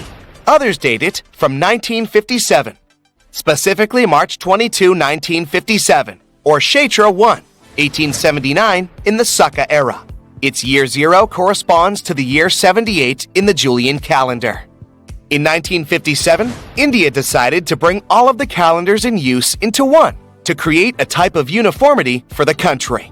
There were 30 different calendars to consider. The Gregorian calendar is the most widely used. Time to leave India and head west again and across to Saudi Arabia. Here, the chronology starts from Hijra, in the first emigration to Medina, 622 CE. The day here starts at sunset, not at midnight. The beginning of a month is the day when the crescent moon first appears after the new moon. A year is 10 to 11 days shorter than the solar year. Months move in relation to seasons. Those months that were in summer will take place in winter after some time, and vice versa. So what year is it in Saudi Arabia? In 2022, the year there is 1443. Let's go across again and narrow in on Iran. Here, things work a little differently, as they do in Afghanistan too. They use the solar Hijri calendar. It is also known as the Persian or Iranian calendar. It's considered one of the most accurate calendars in the world. Unlike the Gregorian calendar, which follows a set of certain rules to stay in sync with the solar year, the solar Hijri calendar is based on astronomical observations. The year begins at midnight, closest to the vernal equinox in Iran. It's when the daytime and nighttime are equal in length. The first day of the new year is called Nowruz. Let's leave Iran now and head over to Israel, a tiny country in comparison. Here, they have their own calendar, but like many other places, they use it along with the Gregorian one. The start of a new day begins precisely when the sun goes below the horizon, meaning at sunset. This explains why their holiday begins the evening before the first actual day of it. The year count began on October 7, 3761 BCE. This puts the time currently in the 6th millennium, specifically year 5782. The practice was implemented in the 12th century when a philosopher, Maimonides, established the time frame as the date of creation. Whipping over to Japan now, where there are also two existing calendars. The more traditional one based on the years of the Japanese emperor's reigns. Every emperor gives his period a name, the motto of his reign. From the year 1989, there had been an era of peace and tranquility. The throne belonged to Emperor Akihito. The present era, Reiwa, formally began on May 1, 2019, when Emperor Akihito's elder son, Naruhito, ascended the throne as the 126th Emperor of Japan. Officially, 2022 corresponds to Reiwa 4. Popping across to Thailand now. Here, 2022 is the year 2565. Officially, Thailand lives according to the lunar calendar. in which the chronology starts from a traditional but significant cultural event. Still, they use the Gregorian calendar as well. Exceptions are often made for visitors from other countries, and the dates on goods and documents are written according to this calendar. This particular calendar is also used in Sri Lanka, Cambodia, Laos, and Myanmar. Heading across to Africa, and specifically Ethiopia, where their calendar is 8 years behind the Gregorian one. It also has 13 months in a year. 12 months have 30 days, and the last one is very short, just 5 or 6 days depending on whether it is a leap year or not. Also, their day doesn't begin at midnight, but at sunrise. The Ethiopian calendar is based on the ancient calendar of Alexandria, which means they're in the year 2014 during 2022. Let's take a closer look at the Gregorian calendar, as it's the most widely used. It was based closely on the Julian calendar, which was created in 46 BC by Julius Caesar. The previous Roman calendar was very complicated, based on various lunar phases. The Julian calendar was designed with Greek mathematicians and astronomers. It comprised a normal year of 365 days and a leap year, with one extra day every 4th year. This makes it 1/100th of a day longer than the actual solar year.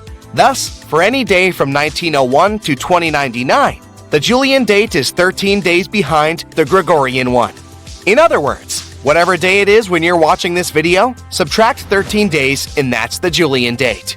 The official switch to the Gregorian calendar took place in October 1582 by Pope Gregory XIII, hence the name Gregorian. But even this calendar might be a bit off, according to modern research. Scientists say that the events the Gregorian calendar starts its year count with may have happened 4 years earlier. So maybe I'm really speaking to you now from year 2018, not 2022. Have a headache yet? So, wherever you are in the world, if you happen to be talking to an online friend, be careful what you really mean when you say, "Let's catch up next year." You could be waiting for a very long time. From tiny islands to giant cities fanning out for dozens of miles, you're going to learn about the most densely populated places on Earth. It'll make you question the limits of the impossible. To what lengths are people ready to go in their search of a better life, or simply trying to survive? The list of such places includes both Hong Kong and the Maldives, the Egyptian city of Tanta, and a tiny island in Lake Victoria in Africa. Let's find out more about how people manage to live there. Hong Kong has an official population of 7.5 million people, and this number is expected to reach 8.5 million by 2041. The density of the city's population is more than 18,000 people per square mile. Despite a rather low birth rate, the population of Hong Kong is on the rise. This paradox has an explanation. A lot of people immigrate to Hong Kong all the time because of all the opportunities this city offers, like various jobs.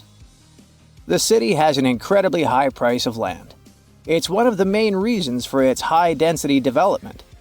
People with low and even middle incomes can only afford to live in high-rise buildings, and Hong Kong has more than 9,000 of those. Plus, there are more than 300 buildings that are over 490 feet in height. It's more than New York, Shanghai, and Dubai can boast. Hong Kong's incredible growth as one of the tallest cities in the world has a lot to do with its incredible urban planning. At the same time, housing is unbelievably expensive in this region. Median home costs are 18 times the median annual income. That's the reason why less fortunate residents live in the so-called coffin houses, where apartments are tinier than a standard parking space in the USA. Take Quarry Bay, for example, a densely packed neighborhood in eastern Hong Kong, and its monster building. It's actually not one building, but a group of 5 connected constructions. There are more than 2,200 units in these 5 blocks, and rumor has it that it houses around 10,000 people.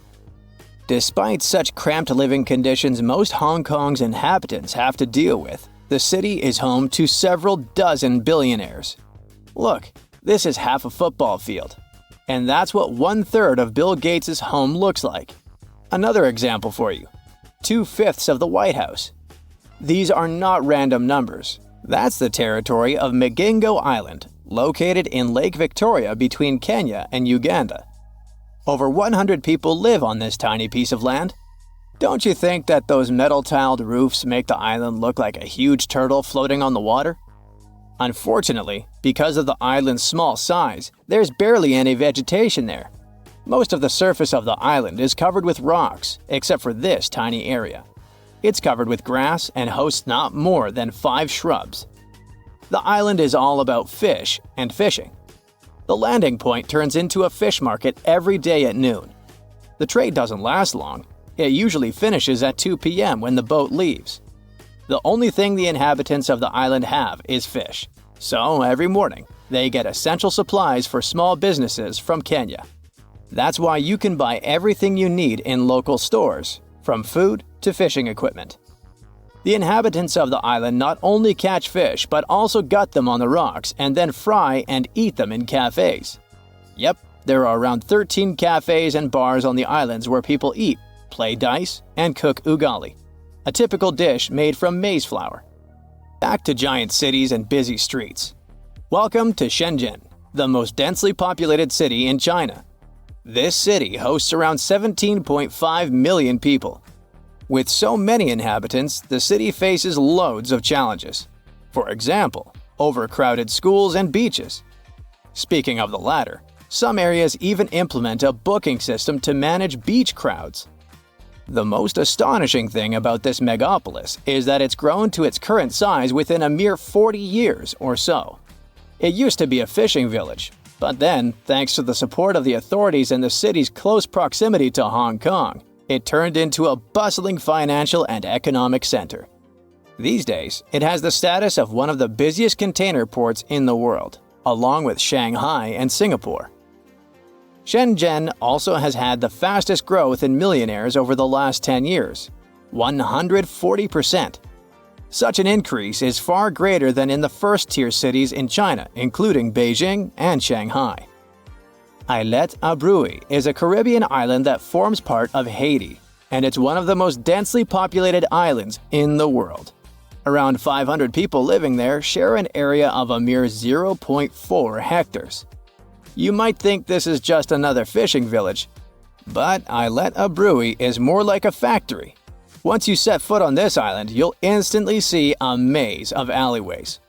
Follow them, walking past crooked thatch and tarp-covered huts, and you'll eventually find yourself in the center of town. The main landmarks are 2 concrete buildings, and one of them is a store.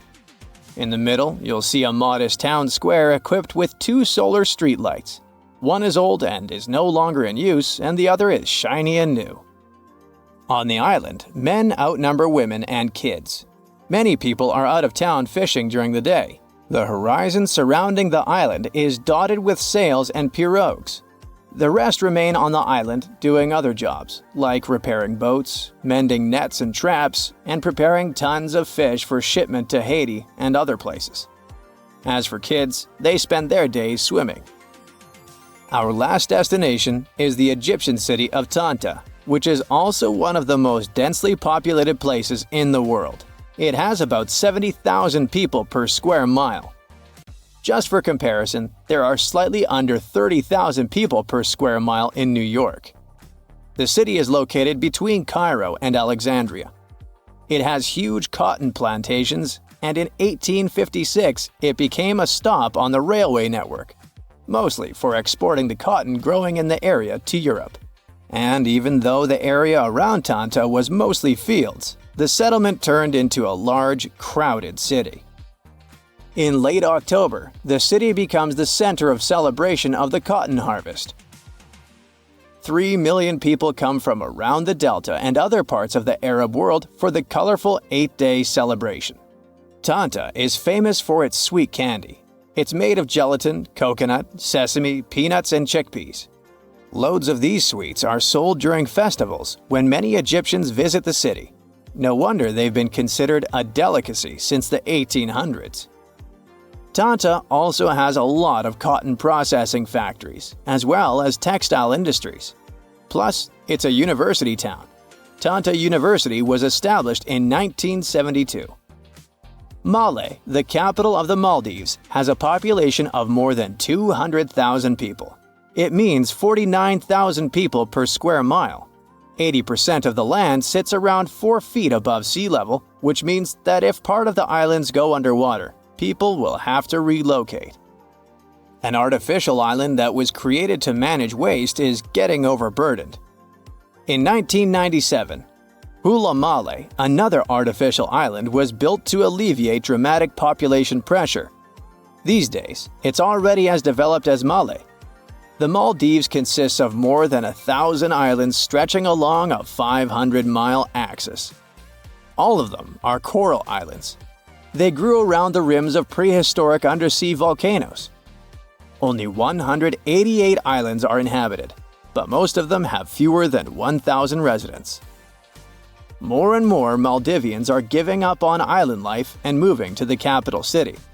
But Male is already pressed hard against the limits of human habitation. If even more people move there, its physical structure would need to be completely reworked.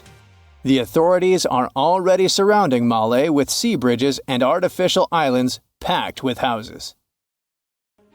Meet Hula Male, also known as the City of Hope. This nickname makes total sense since this artificial island is part of the Maldives' big plan to avoid being completely submerged in the near future. Hula Male was created by placing sand from the seafloor onto a submerged coral platform, and it worked! This city sits about 6 feet above sea level, which means it's twice as high as the Maldives' capital, Male. While more and more people are moving there to live, the island was also designed to serve as a temporary evacuation site during dangerous storms and typhoons. Seychelles is another gem in the Indian Ocean that's at risk of disappearing. Unfortunately, coastal flooding is becoming a common issue there, especially during spring tides and heavy rainfall. The problem is that their main island, Mahé, hosts about 90% of the country's population. Along the coast, it's only about 6 feet above sea level. Fiji is the third tropical paradise on our list, and it's also a top pick for travelers. But this nation is in a tough spot, since it's located right in the middle of the Pacific Ocean, where huge storms can really turn things into chaos. Take Cyclone Winston. It hit Fiji back in 2016 and ended up costing them over $1 billion in damage. So one thing they're doing to protect themselves is planting mangroves along the coast and preserving the ones that already exist. These trees are awesome since they help reduce wind speed during cyclone emergencies and also combat erosion by trapping sediments. Egypt might be in trouble too. I mean, it's not like the whole country is going to be underwater and we'll only see the tips of the pyramids in a few years. But things could really change for them as coastal cities are facing a serious risk. Take Alexandria, for instance. 45% of its population already lives below sea level. If the city is flooded, not only will everyone have to move, but Egypt in general will suffer a major impact on its fish production. In Europe, one of the most at-risk populations is in the Netherlands, where about half the people live in areas below sea level. In the future, planning a romantic gesture with tulips for your girlfriend could become an impossible mission. The Netherlands is responsible for 2/3 of the world's tulip production. So if fields are taken over by saltwater, it's game over for the blooms. But the good news is that the Dutch have centuries of experience dealing with water, so knowing how to work with storm barriers and seawalls can prevent them from a doomsday scenario. The risks of rising sea levels probably aren't higher anywhere else than here in Tuvalu.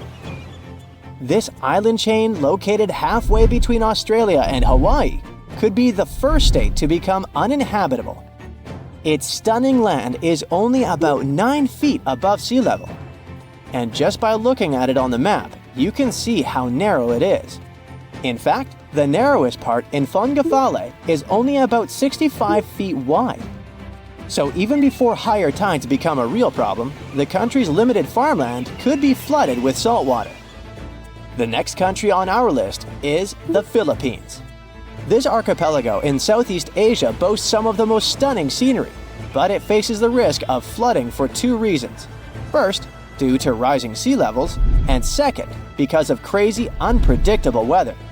Since 1990, events like cyclones, earthquakes, and tsunamis have cost the country over $20 billion. Have you ever heard of Vanuatu? This chain of islands, spread out between Australia and Fiji, could be flooded soon. Vanuatu was one of the first Pacific nations to relocate an entire community to a safer spot. Back in 2005, residents living in risky coastal areas of the northern island of Tegua moved to higher ground. Next up, the Marshall Islands, a country located in the Central Pacific. Studies show that 40% of the buildings in the capital city, Majuro, could end up underwater in the future. But this country isn't throwing in the towel just yet. They've got a game plan. They are fortifying the infrastructures of their low-lying airport, relocating key buildings to higher ground, and putting up seawalls on rural islands. Heading south, we've got Nauru. This is actually one of the smallest countries in the world, covering just 8.1 square miles. Today, it's home to 10,000 people, but it's on the brink of becoming uninhabitable. Water levels are rising about 3 times faster there than the global average. The Buada Lagoon sparks special concern since it's the only surface freshwater resource, and it's located only 16 feet above sea level. Our next stop in the Pacific Ocean is the Republic of Palau. Rising sea levels are no joke for them either, but protecting their crops, especially taro, is a priority at this moment.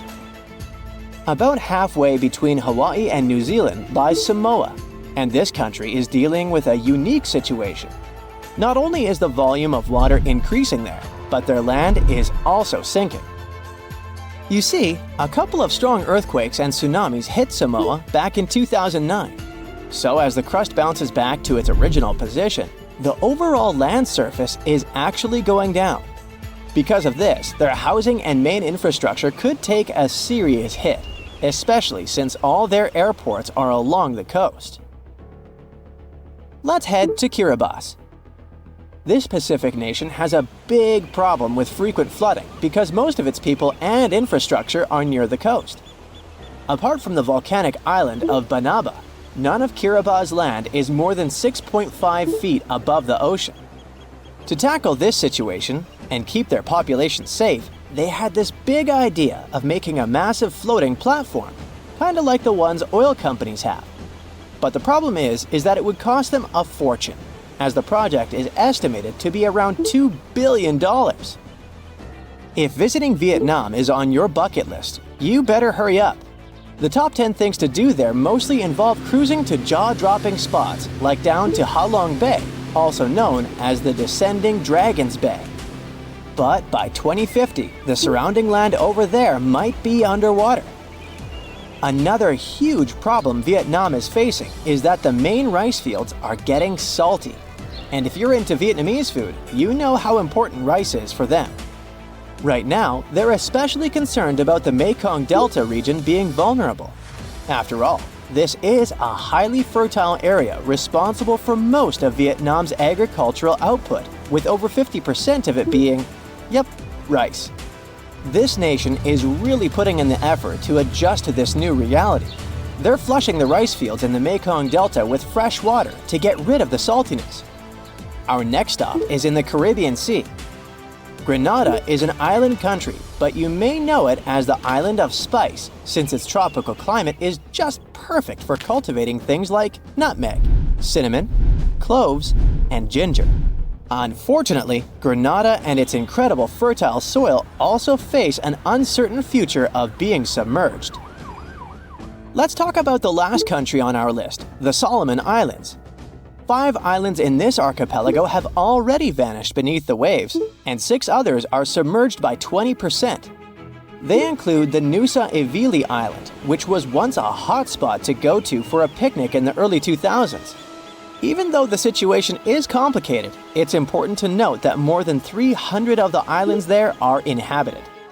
One thing about the Solomon Islands is that it seems like they're always in some kind of recovery mode, since the country often gets hit by tropical cyclones and flash floods. Their population is already working hard to save their homes from the rising seas by building stone walls along the coast, planting mangroves, and constructing houses in higher areas. If you're planning a trip across the Atlantic, you should prepare for more than just the jet lag. Depending on where you land, life in Europe can seem a bit unusual. So it's best to do a bit of research before you travel. Speaking of quirky little differences, one of the first things you may notice is the lack of AC. Hope you like fresh air because central air conditioning isn't everywhere like you might be used to. In Europe, you might find that someone's flat, office, or even a full restaurant doesn't have an AC unit. That's because some Europeans rely solely on their windows to get a breeze. However, bigger places like grocery stores and malls usually keep things well ventilated. Water in European restaurants is not always free either, even though this is common practice in the US. Sure, you'll get a fancy glass bottle at most places, but you'll also see it on your bill. More so, if you ask for water, be sure to specify if you'd like it still, because you might get sparkling water instead. Forget about getting a glass full of ice water too. You might get cold water from the fridge, but Europeans don't do the whole tons of ice thing like they do in the US. If you enjoy sightseeing on a budget, you know how helpful those public toilets can be. After walking for hours, it's great to stumble upon a bathroom where you can freshen up a bit. Well, you better have the equivalent of 50 cents or so in your pocket, because in many European countries, you've got to pay to use these public restrooms. Even fast food restaurants might charge you for the privilege. The best workaround is to head to a mall. Their restrooms are usually free. Also, in the US, bathroom stalls often have a gap at the bottom. Some say this design was chosen for cleaning purposes and accessibility. In Europe, however, stalls tend to reach the floor for more privacy. Name days are also kind of a big deal in Europe, despite not being so popular in the US. Each day of the year is like a mini birthday celebration for someone with a specific name. Europeans who follow this tradition see it as a second birthday, and even some take it more seriously than their actual birthday. Even the way we perceive things can be totally different depending on where you're from.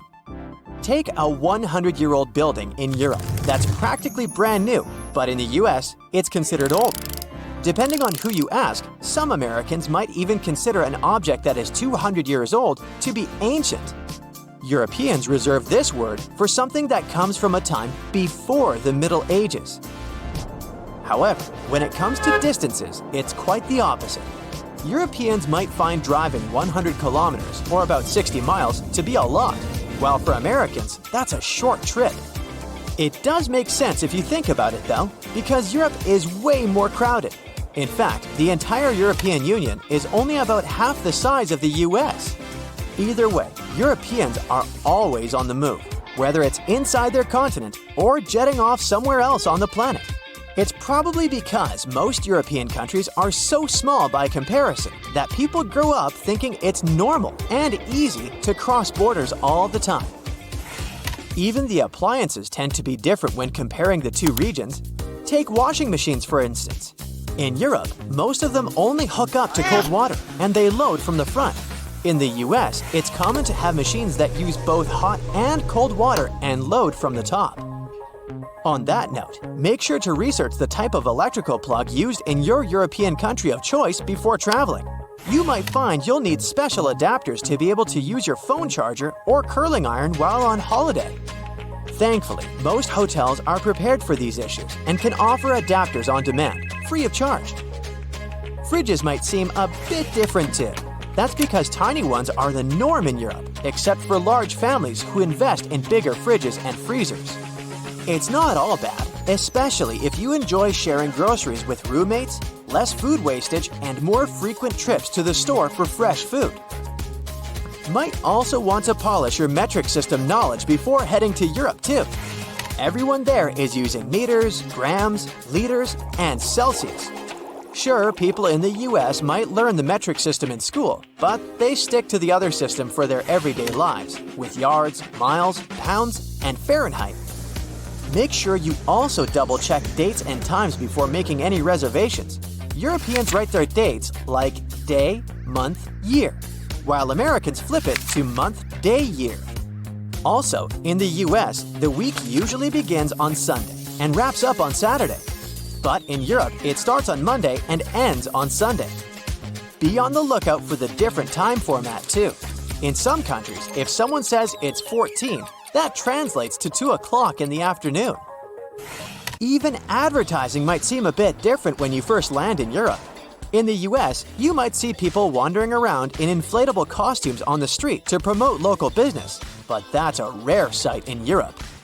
Also, those massive billboard signs you often see along American highways aren't available in most European countries.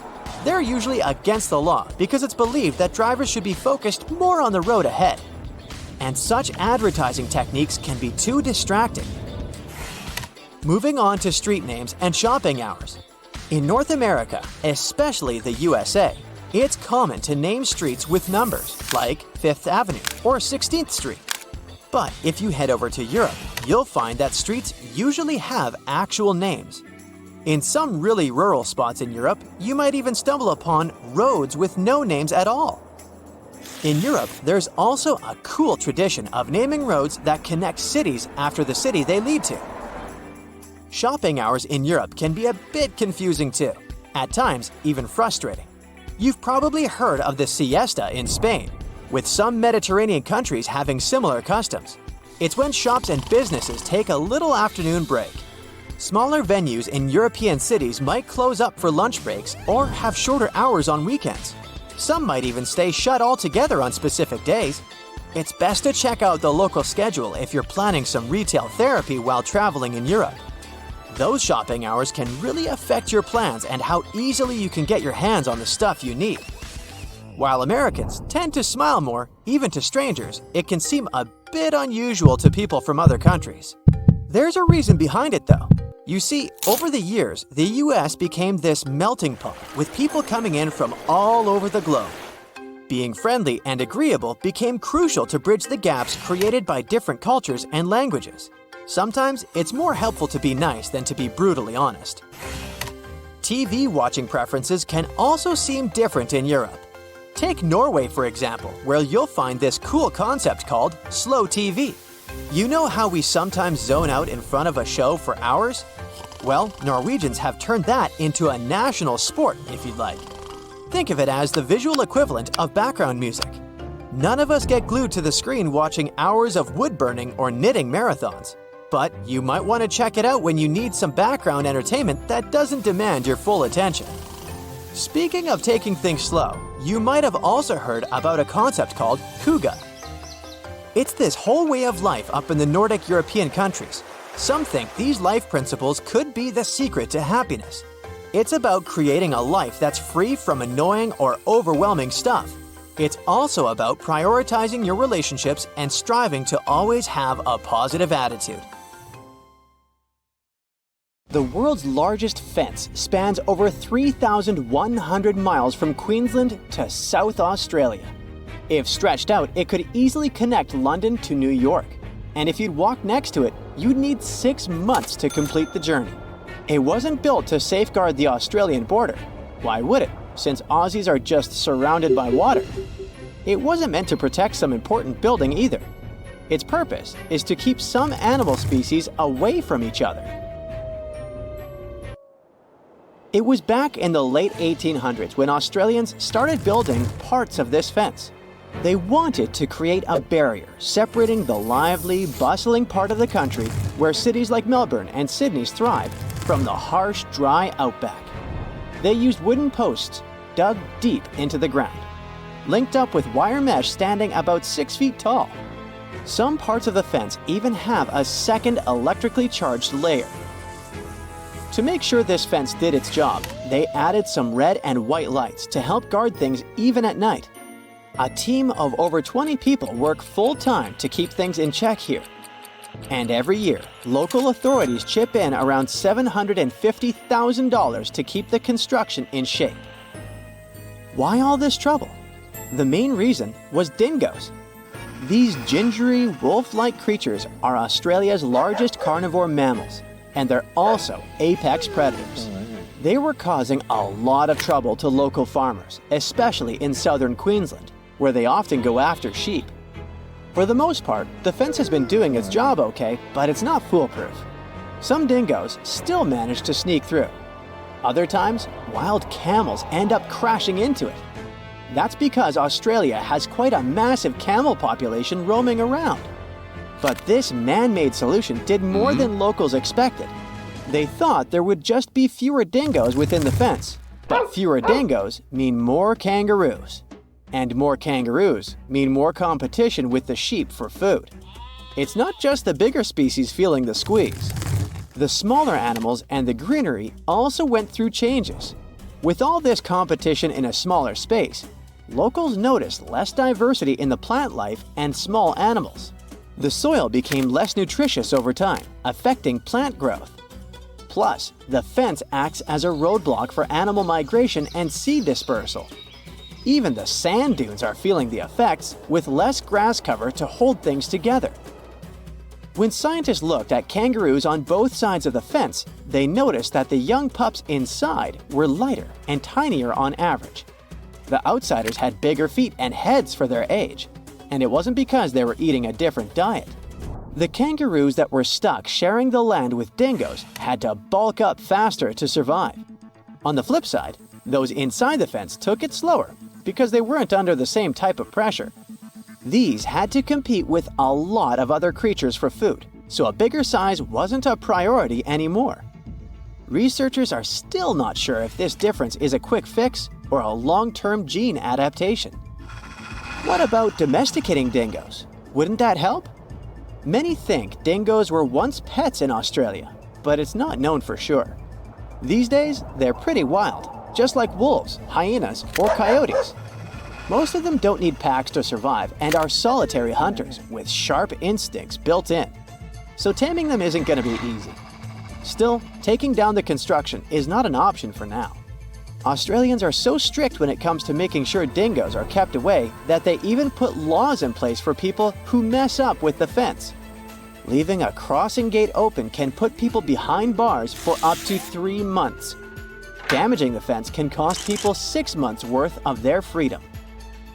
It wasn't the first time Australians thought a fence could help with animal issues. Before they needed it for dingoes, they experienced a serious bunny invasion.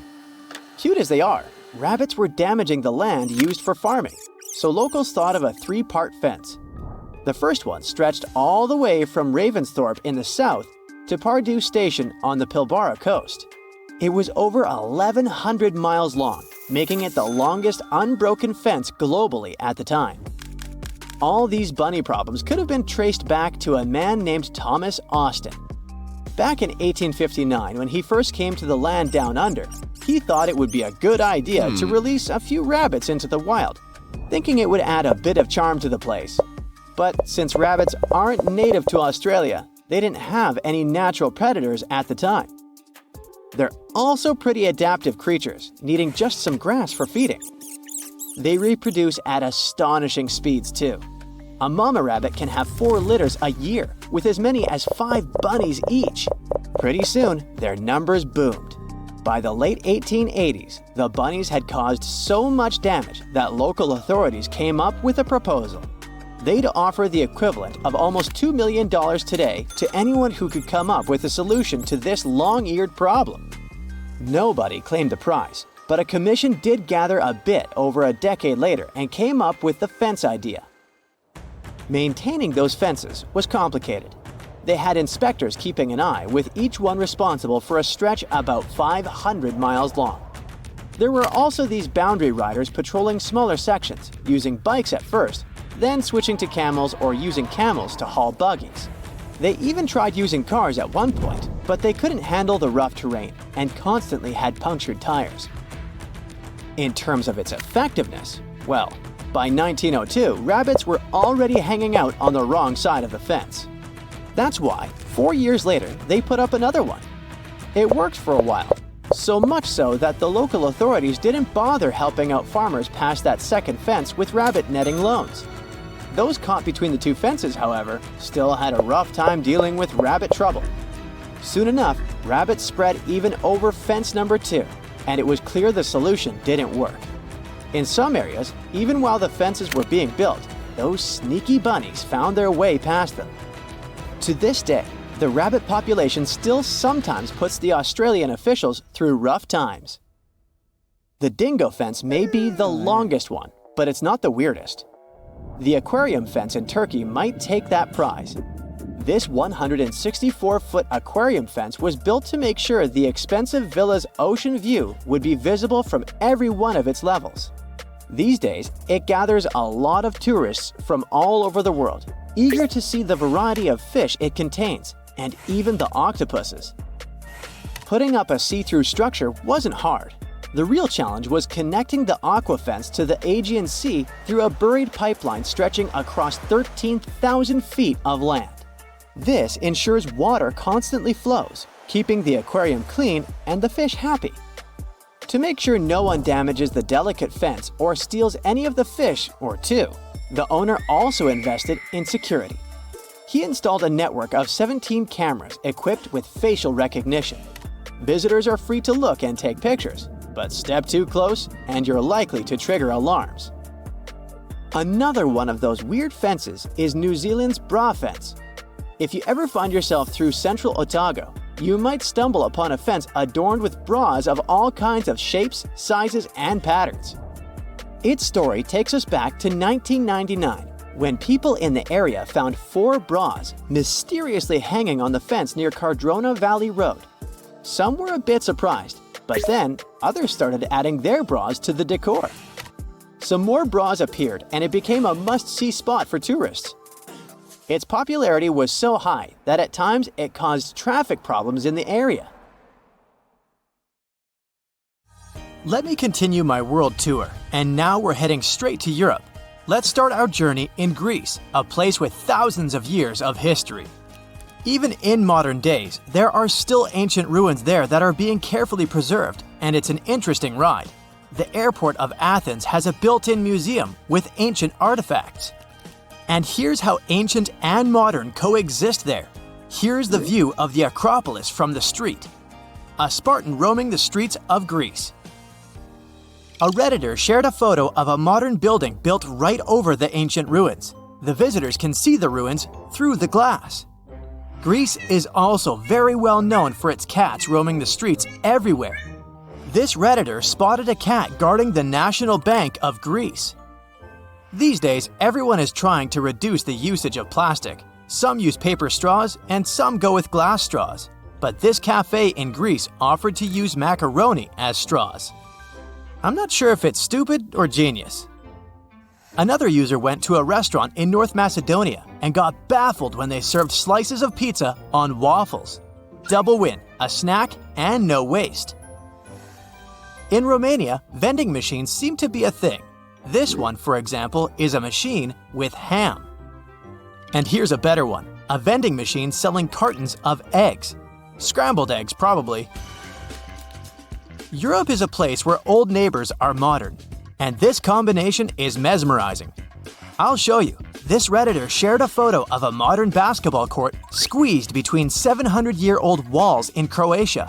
And here's a photo from inside a grocery store. Look at these old columns. Modern problems require modern solutions. These traffic lights light up the ground so that people who store their phones could notice when the light changes. Italy is a work of art with thousands of years of history. I have quite a bunch of stuff for you from there. Some ruins date back thousands of years, and a lot of that gets preserved. A Redditor shared a photo of a lobby of a hotel that has a glass floor so that the ruins were visible. And these are the railing in an Airbnb. Even street signs are a work of art in Italy. Look at this one. Another Redditor shared even more designs. This Redditor showed a photo of a supermarket that is located in an old theater in Venice. Another user added one more photo of that supermarket. Since we're talking about supermarkets, apparently, pets are allowed there. There are even special carts to carry them. Cities are centuries old, and there are quite a few narrow streets, so post vehicles have to adjust to fit them. Here's one of them. Some cities have canals or are located on islands, so boats are a thing. This is a UPS boat at Murano Island. Europe is packed with countries. The city of Basel in Switzerland is located right on the border with France and Germany, so the airport has 3 exits. You can walk out of it to France, Germany, or Switzerland. Let's walk out in Germany. Look, there's a traffic light with a girl walking a camel. The reasons are a mystery to me because camels aren't really a German thing, but it's cute. Here's another unique streetlight featuring Karl Marx, a famous German philosopher. Back to baffling vending machines. In Germany, you can find vending machines with sausages. Hamburg is Germany's major port city. There's a river that connects it to the North Sea. No wonder there's a drive-through McDonald's for a boat. Look at this design of mineral water that is being sold in the Swiss Alps. A Redditor brought a souvenir from France. These are baguette-shaped pens. Look at this narrow house in Spain. I wonder what it looks like inside, but unfortunately, the Redditor only shared the exterior. In Portugal, cell phone towers are disguised as trees. And this is a bus that can ride the roads and then turn into a boat. A Redditor spotted doors in London that have doorknobs in the center. This seems super inconvenient, but apparently the handle doesn't turn and exists only to pull the door closed. And the metal part with the keyhole has a little handle on the bottom of it. Europe is a historical place. This post box bears the mark of a king ruling over a century ago. Back in the day, red telephone boxes were in high demand. Nowadays, when every person has a cell phone or 2, not so much. So telephone boxes are being used in different ways. This one, for example, is now a smartphone repair shop. Luxembourg is a small but rich country squeezed between France, Germany, and Belgium, and they have baguette vending machines. Let's move north first, to the Netherlands. Farmers border their fields with a strip of flowers and put up a sign with a QR code, where people can pay for picking the flowers. And here's just a weird installation spotted by some Redditor. In Denmark, in Aarhus, a city founded by the Vikings in the 8th century, you can find traffic lights with Vikings pictured on them. Some trash cans in Swedish subways have a separate space for cans. Homeless people can pick them up and exchange the cans for some cash. There's a giant statue of a silver moose in Norway. And these are signs on bathroom stalls depicting reindeer. Apparently, Finnish people are as polite as Canadians. On the bus, they have a button to thank the bus driver. Also, a Redditor spotted a raccoon pattern on a bus seat. We all know rocking horses. Most of you probably had one in your early days. Well, Finnish little people have rocking moose. Many people come to Iceland hoping to see the Northern Lights. A Redditor had a phone in the hotel which had a special button to wake the guest up when the Northern Lights appear. Lithuanians sometimes put fake police cars on the sides of the road to combat road speeding. Europe has been ruled by kings and queens for centuries. Even today, many countries like the UK, the Netherlands, Spain, Denmark, Belgium, and some other countries have monarchs. So, no wonder that there are hundreds of castles scattered across Europe.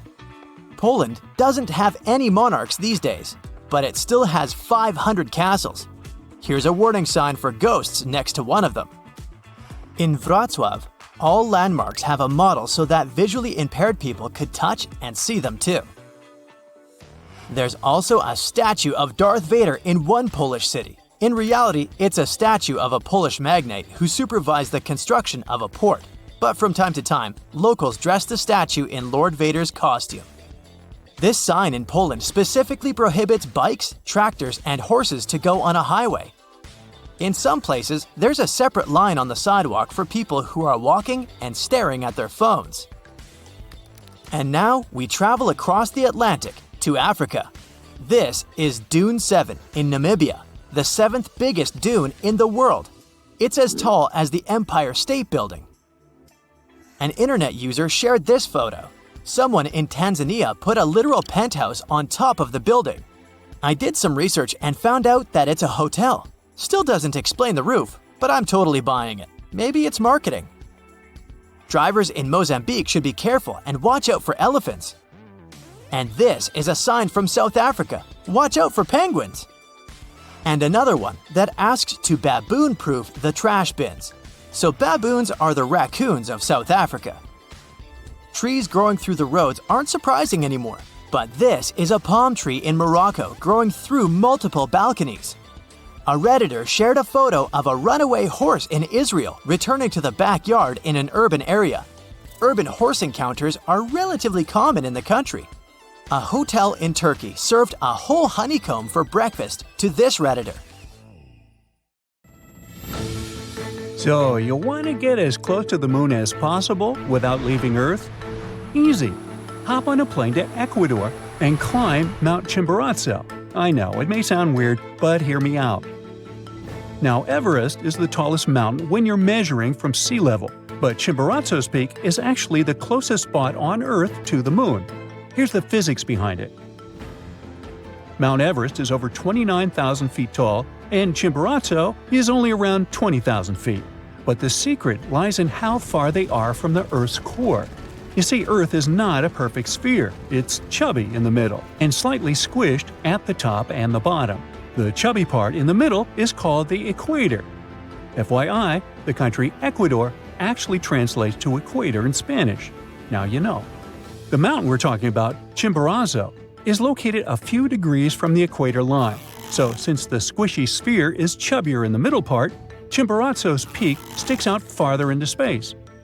This means that if you hike all the way up to this mountain's peak, you'll be a smidge closer to the moon than if you hike all the way up Mount Everest. In the North Sea, off the coast of England, there's a tiny platform bobbing around, roughly the size of 2 tennis courts. You might think it's an oil platform, but this is Sealand, the world's tiniest country. The Ruff's Tower platform was built during the first half of the 20th century as a fort to protect English ships.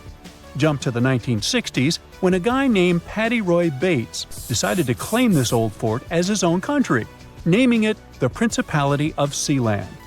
Paddy gave his country everything it deserved: a national flag, currency, a constitution, stamps, and a hoisting swing system. That's how you get into the country, by the way, hoisted all the way up to the upper part of the platform. Today, this micronation is headed by ruling monarch Michael Bates, who is a member of the country's self-proclaimed royalty. I know, right? Why wait in line for the British throne? The nation has its own fan club, who cheer for the country's national soccer club. Their team competes in international tournaments where they usually play with other tiny nations. Although Sealand only has one official resident as of right now, players from other countries join to help out their soccer team. One of the country's supporters also placed a Sealand flag on top of Mount Everest. Having your kitchen in one country and your living room in another, well, this is the daily reality for some locals in Barle. In this town, the border between Belgium and the Netherlands doesn't just run along streets, it slices right through buildings.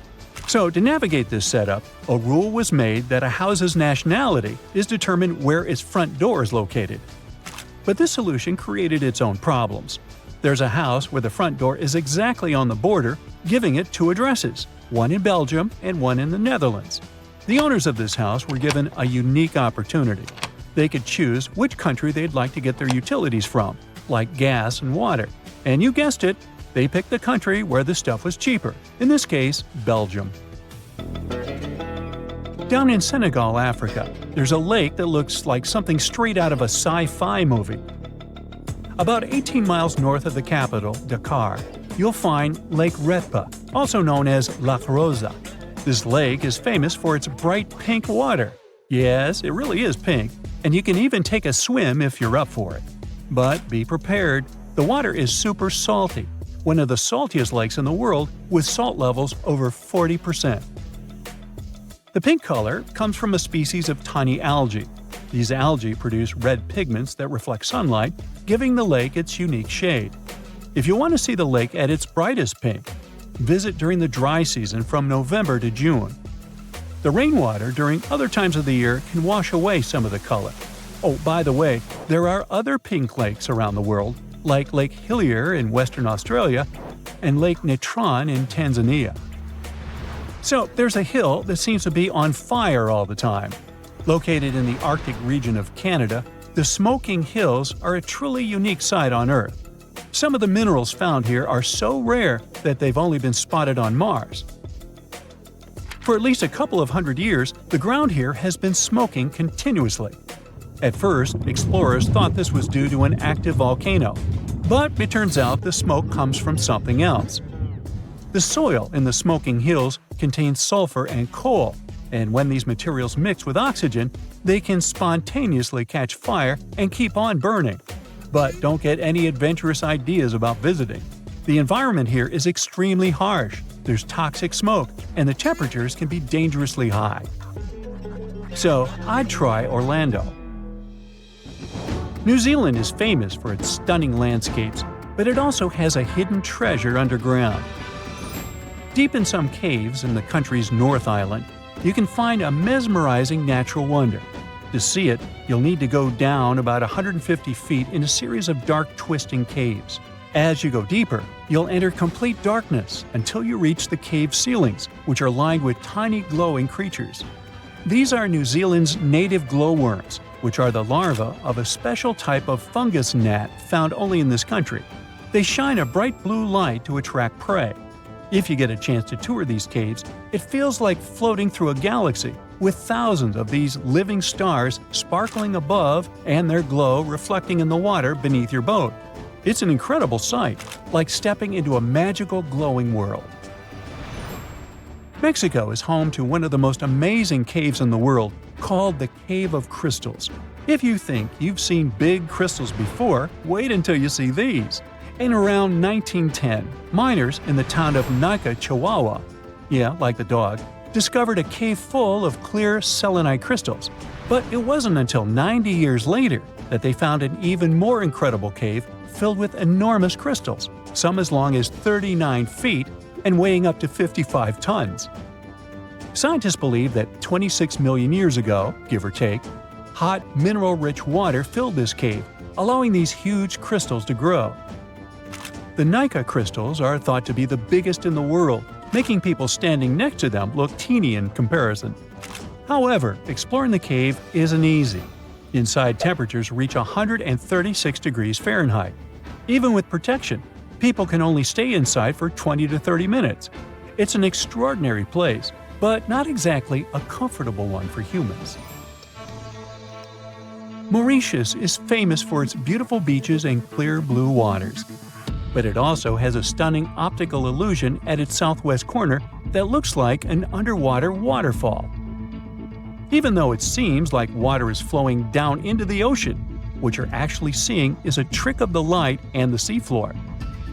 The island is on an ocean shelf that's only about 500 feet deep, but just beyond the edge, it drops down to 2.5 miles deep. This drop creates the illusion of a waterfall as currents push sand and particles over the edge, making it look like water is cascading down. So, while it's not a real underwater waterfall, it's definitely a cool sight to see from a boat. Now here's a place that might either give you chills or leave you in awe, depending on when you visit. Near the small town of Gryfino in Poland, there's a forest of pine trees with a strange twist. They're all bent at their bases. During the day, these trees with their sharp 90-degree curves look fascinating and even a bit whimsical. You might even find a comfortable spot to sit on if you're having a picnic. But visit the crooked forest at night, and it takes on a whole different vibe. A thin layer of fog hangs around, making the forest look eerie and a bit spooky. Plus, scientists still don't know why for sure the trees are bent like this. So, would you prefer to see it in the bright light of day or the mysterious dark of night? Ooh. In India, some people have tasty chickpea and tomato curry for breakfast. It's also accompanied by puri, deep-fried flat bread. Try to say that fast. It's hollow in the middle and gets puffed up with steam when it's heated up. Some South Africans eat putu pap for breakfast. It's a sort of oatmeal, but it's made from maize and water. This dish can be eaten throughout the day, But if you're having it for breakfast, it's paired with milk and sugar. Senegalese coffee is nothing like a tall Americano. The powder they use to brew this drink is made from coffee beans, grains of saline pepper, and cloves. It's way spicier than the good old pumpkin spice latte and gives you way more energy. Over in Morocco, people prefer drinking mint tea. For breakfast, they grab a couple of freshly cooked flatbreads. They're layered and can be served with jam or honey, but sometimes you can find one stuffed with veggies or even meat. The chickpea soup called lablani is a typical breakfast dish in Tunisia. It can be pretty spicy thanks to all the onion, cumin, and herbs they cook it with. You might get a poached egg on the side, if you're lucky. In Nigeria and some neighboring countries, people have fried bean cakes for breakfast. The main ingredients are black-eyed peas spiced up with dried chili, fresh onions, and fresh red chili pepper. These cakes are deep-fried and are a popular street food.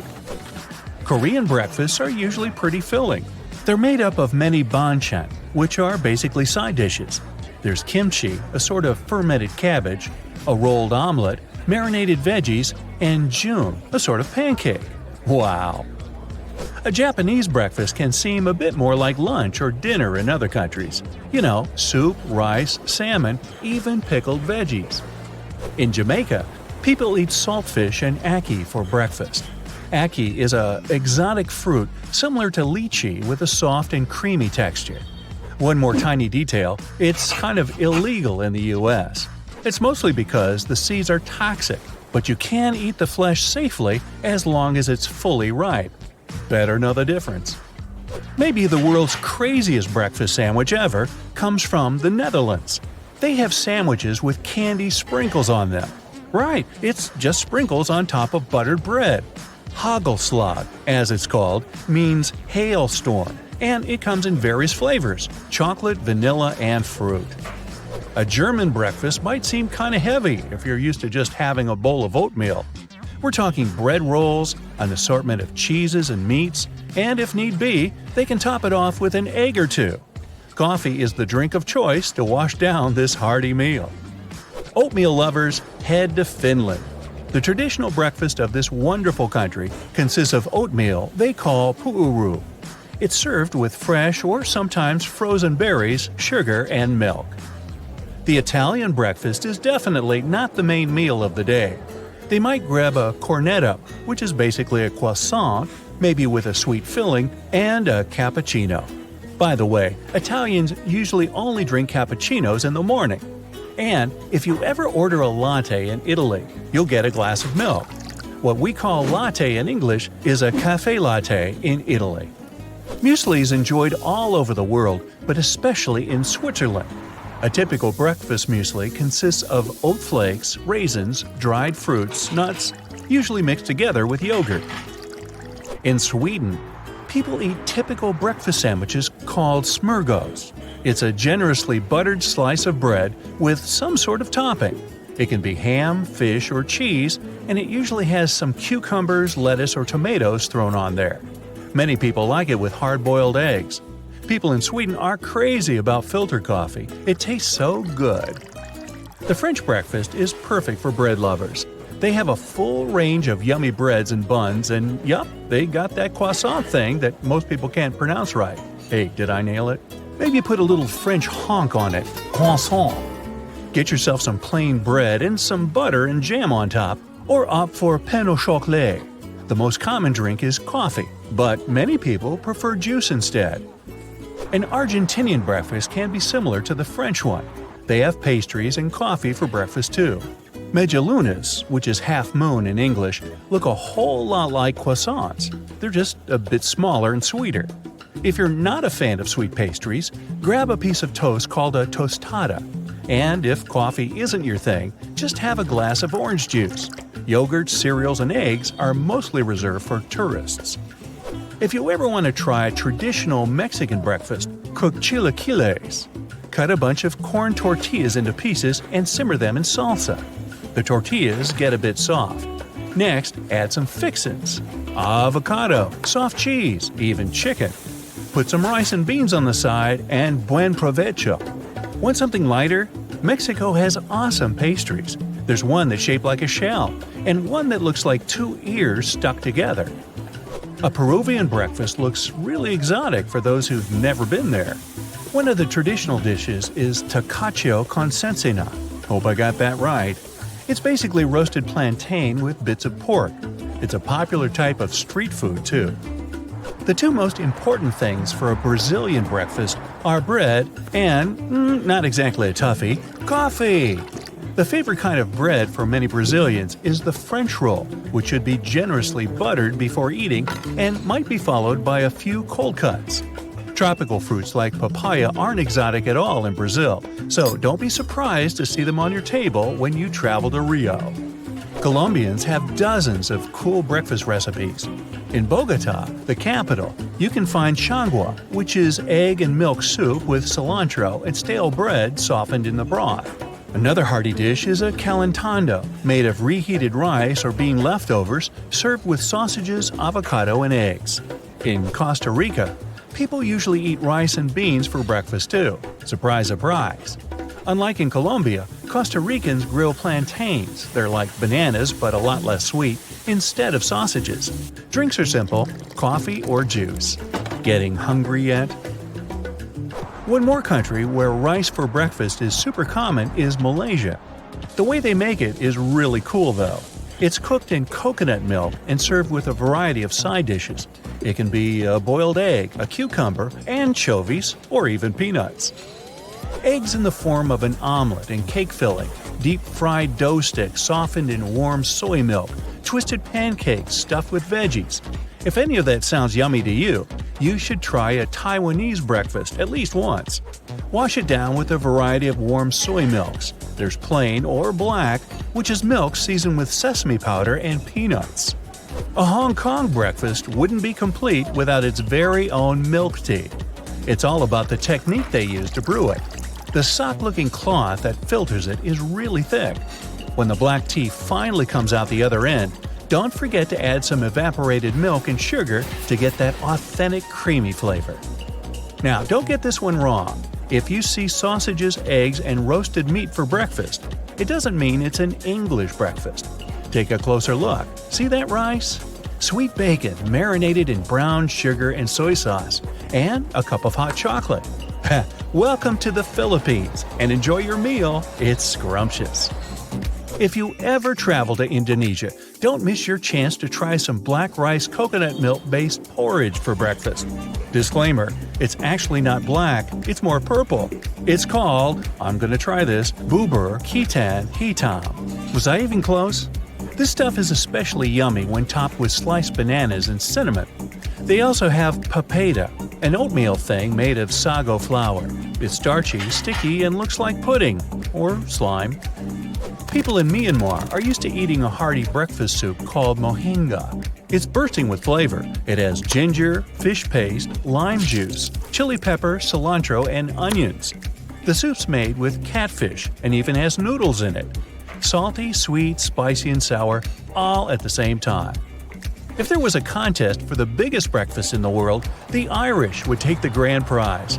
Just think, a traditional Irish breakfast has bacon, white pudding, black pudding, hash browns, fried eggs or scrambled eggs, a couple of sausages, beans, and probably some fried liver.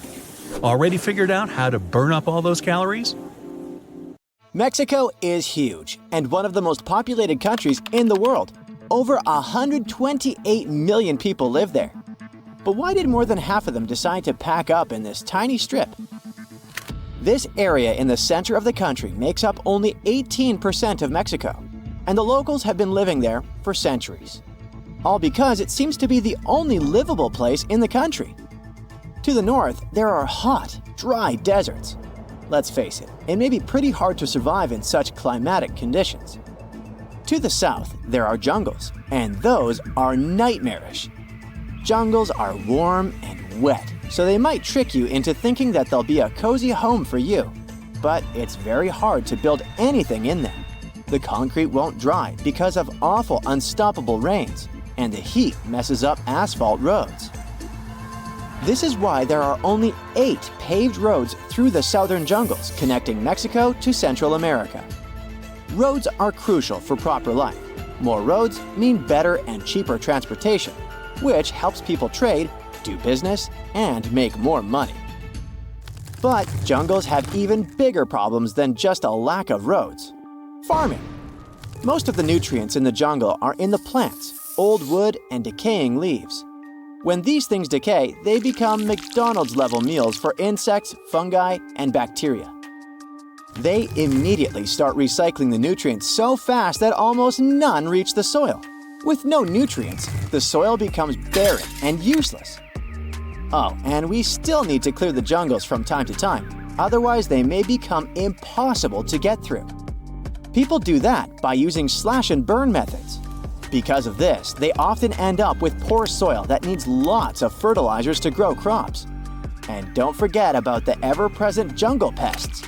These guys pounce on the crops, and no amount of pesticides can get rid of them forever. To make matters even worse, nearly 70% of Mexico is located in the mountains. It's one of the most mountainous countries in the world, similar to Switzerland. And mountains, just like rain, do everything in their power to prevent humanity from thriving.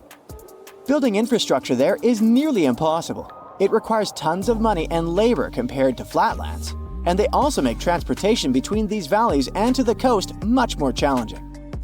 Now, imagine mountains combined with the jungles. Exactly. But hold on a minute. Isn't the central strip of Mexico filled with the highest mountains in the country?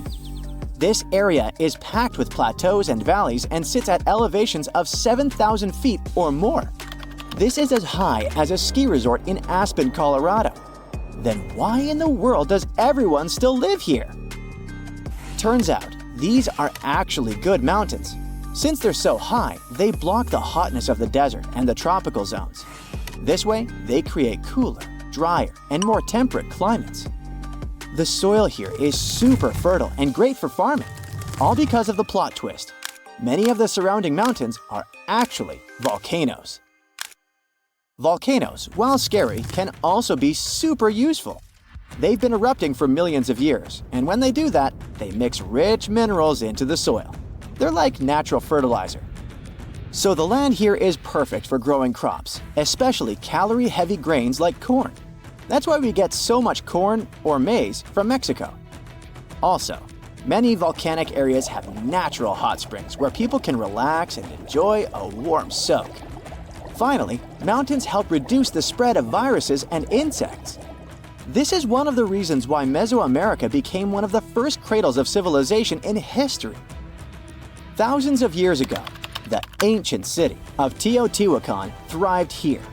This city reached a population of at least 125,000 people, bigger than Monaco or Liechtenstein. It was one of the largest cities in the world at the time. Back in the days of the Aztec Empire, this area was home to 5 large lakes and many rivers that provided tons of fresh water for farming. Also, people used boats to transport goods. This boosted trading and cultural growth. But living in the mountains still isn't perfect. Only about 12% of Mexico's land is good for farming, so mostly people farm in the central volcanic valleys, where they've lived for centuries. Also, because the elevation is so high, the rivers flow from the mountains to the ocean. Gravity plays its tricks, and the currents accelerate and become stronger. Because of this, there's no cheap river transport between Mexico City and the ocean. The rivers are too dangerous for the ships. Instead, people have to rely on more expensive methods like roads, railways, and airplanes. Veracruz used to be the local star port. It was the only safe and calm place on the Gulf of Mexico. Since it was the only natural harbor for miles along Mexico's flat coastline, it was super important. Not only for locals, but also a hot target for invaders. And while mountains could keep Mexico's heartland kinda safe, protecting coastal areas was harder because of them. Connecting Veracruz to Mexico City was a massive headache. And don't forget that living near volcanoes is still scary. Every now and then, they throw temper tantrums and start spewing lava, ash, and smoke everywhere. This is extremely dangerous, so locals have to evacuate to keep everyone safe. One famous volcanic event happened in 1943, with the Paricutin volcano. Imagine a farmer's surprise when a volcano suddenly erupted right in his cornfield. The volcano grew rapidly and buried 2 villages in lava and ash. Most people managed to evacuate in time, but not all of them. Another dramatic event was the eruption of El Chichon in 1982. This eruption was a big surprise and caused a lot of destruction. Finally, there's Popocatépetl volcano. In the Aztec language, this means smoking mountain. People affectionately call it El Popo. This volcano is still active and quite close to Mexico City. El Popo frequently lets off steam and ash, reminding everyone that it's very much alive. And living near El Popo means always being prepared that something might happen. Also, the reason why volcanoes are there is because the local tectonic plates are pretty active. The ground likes to move, which means that earthquakes aren't a rare occasion here either. Well, at least the climate on the Central Strip is nice, so modern construction materials like concrete and asphalt thrive here. Finally, we can build some roads, right? Oops, never mind. Because of the elevation, the locals only managed to build the first railroad in the 19th century. Meanwhile, the US had already built over 50,000 miles of tracks at the time. Can you imagine? Since Mexico is like a jigsaw puzzle of separate valleys, it's very tricky to build roads and railways through the mountains. Basically, there are no cheap ways to move goods in the country. But a few cities found a way to thrive outside the Central Strip. Chihuahua is one of the largest cities in Mexico, and it's doing pretty well. They boast good automotive and electronics industries. That's probably because it's connected to the US border, which really helps trading. Hermosillo is also located in the desert, but luckily it's right near the Gulf of California, so the temperatures aren't that awful. Plus, it helps marine trading. In this city, they even made up some advanced irrigation techniques that make the desert bloom. Also, Hermosillo is a major center for the aerospace industry. However, Mexico City still remains the life center in the country, and it's one of the world's largest megacities, with over 22 million people. But it's hard for the central government in Mexico City to control this puzzle of a country. Trading between the central valleys and the northern deserts or southern jungles is very tough, and supporting the economy may be sort of frustrating.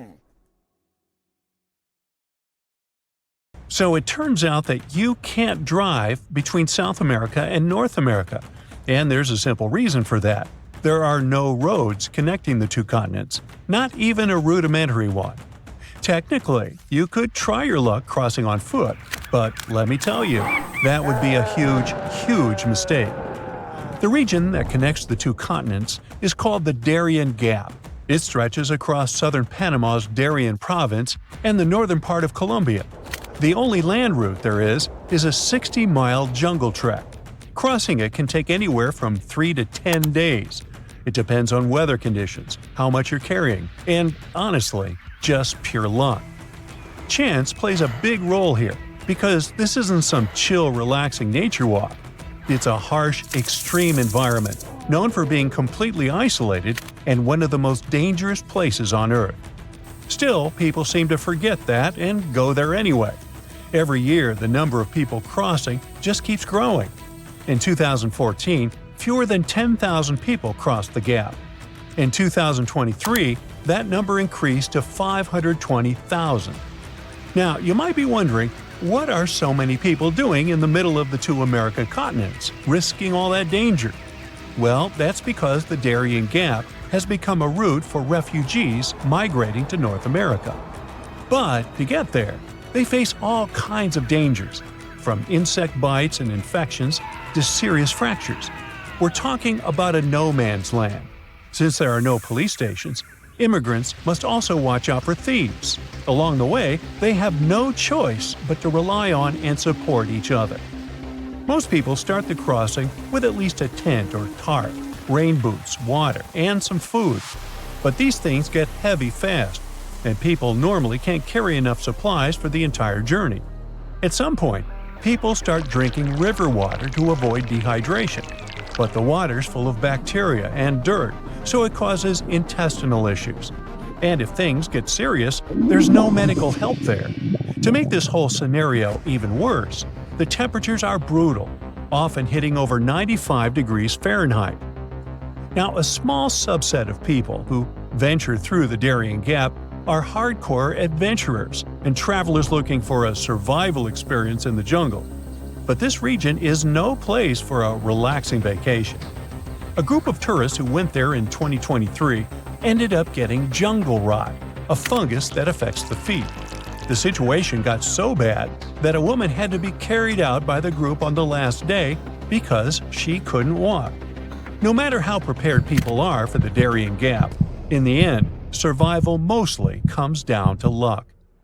Out there, travelers won't find cities with solid infrastructure where they can crash at a hotel and gear up for the next day.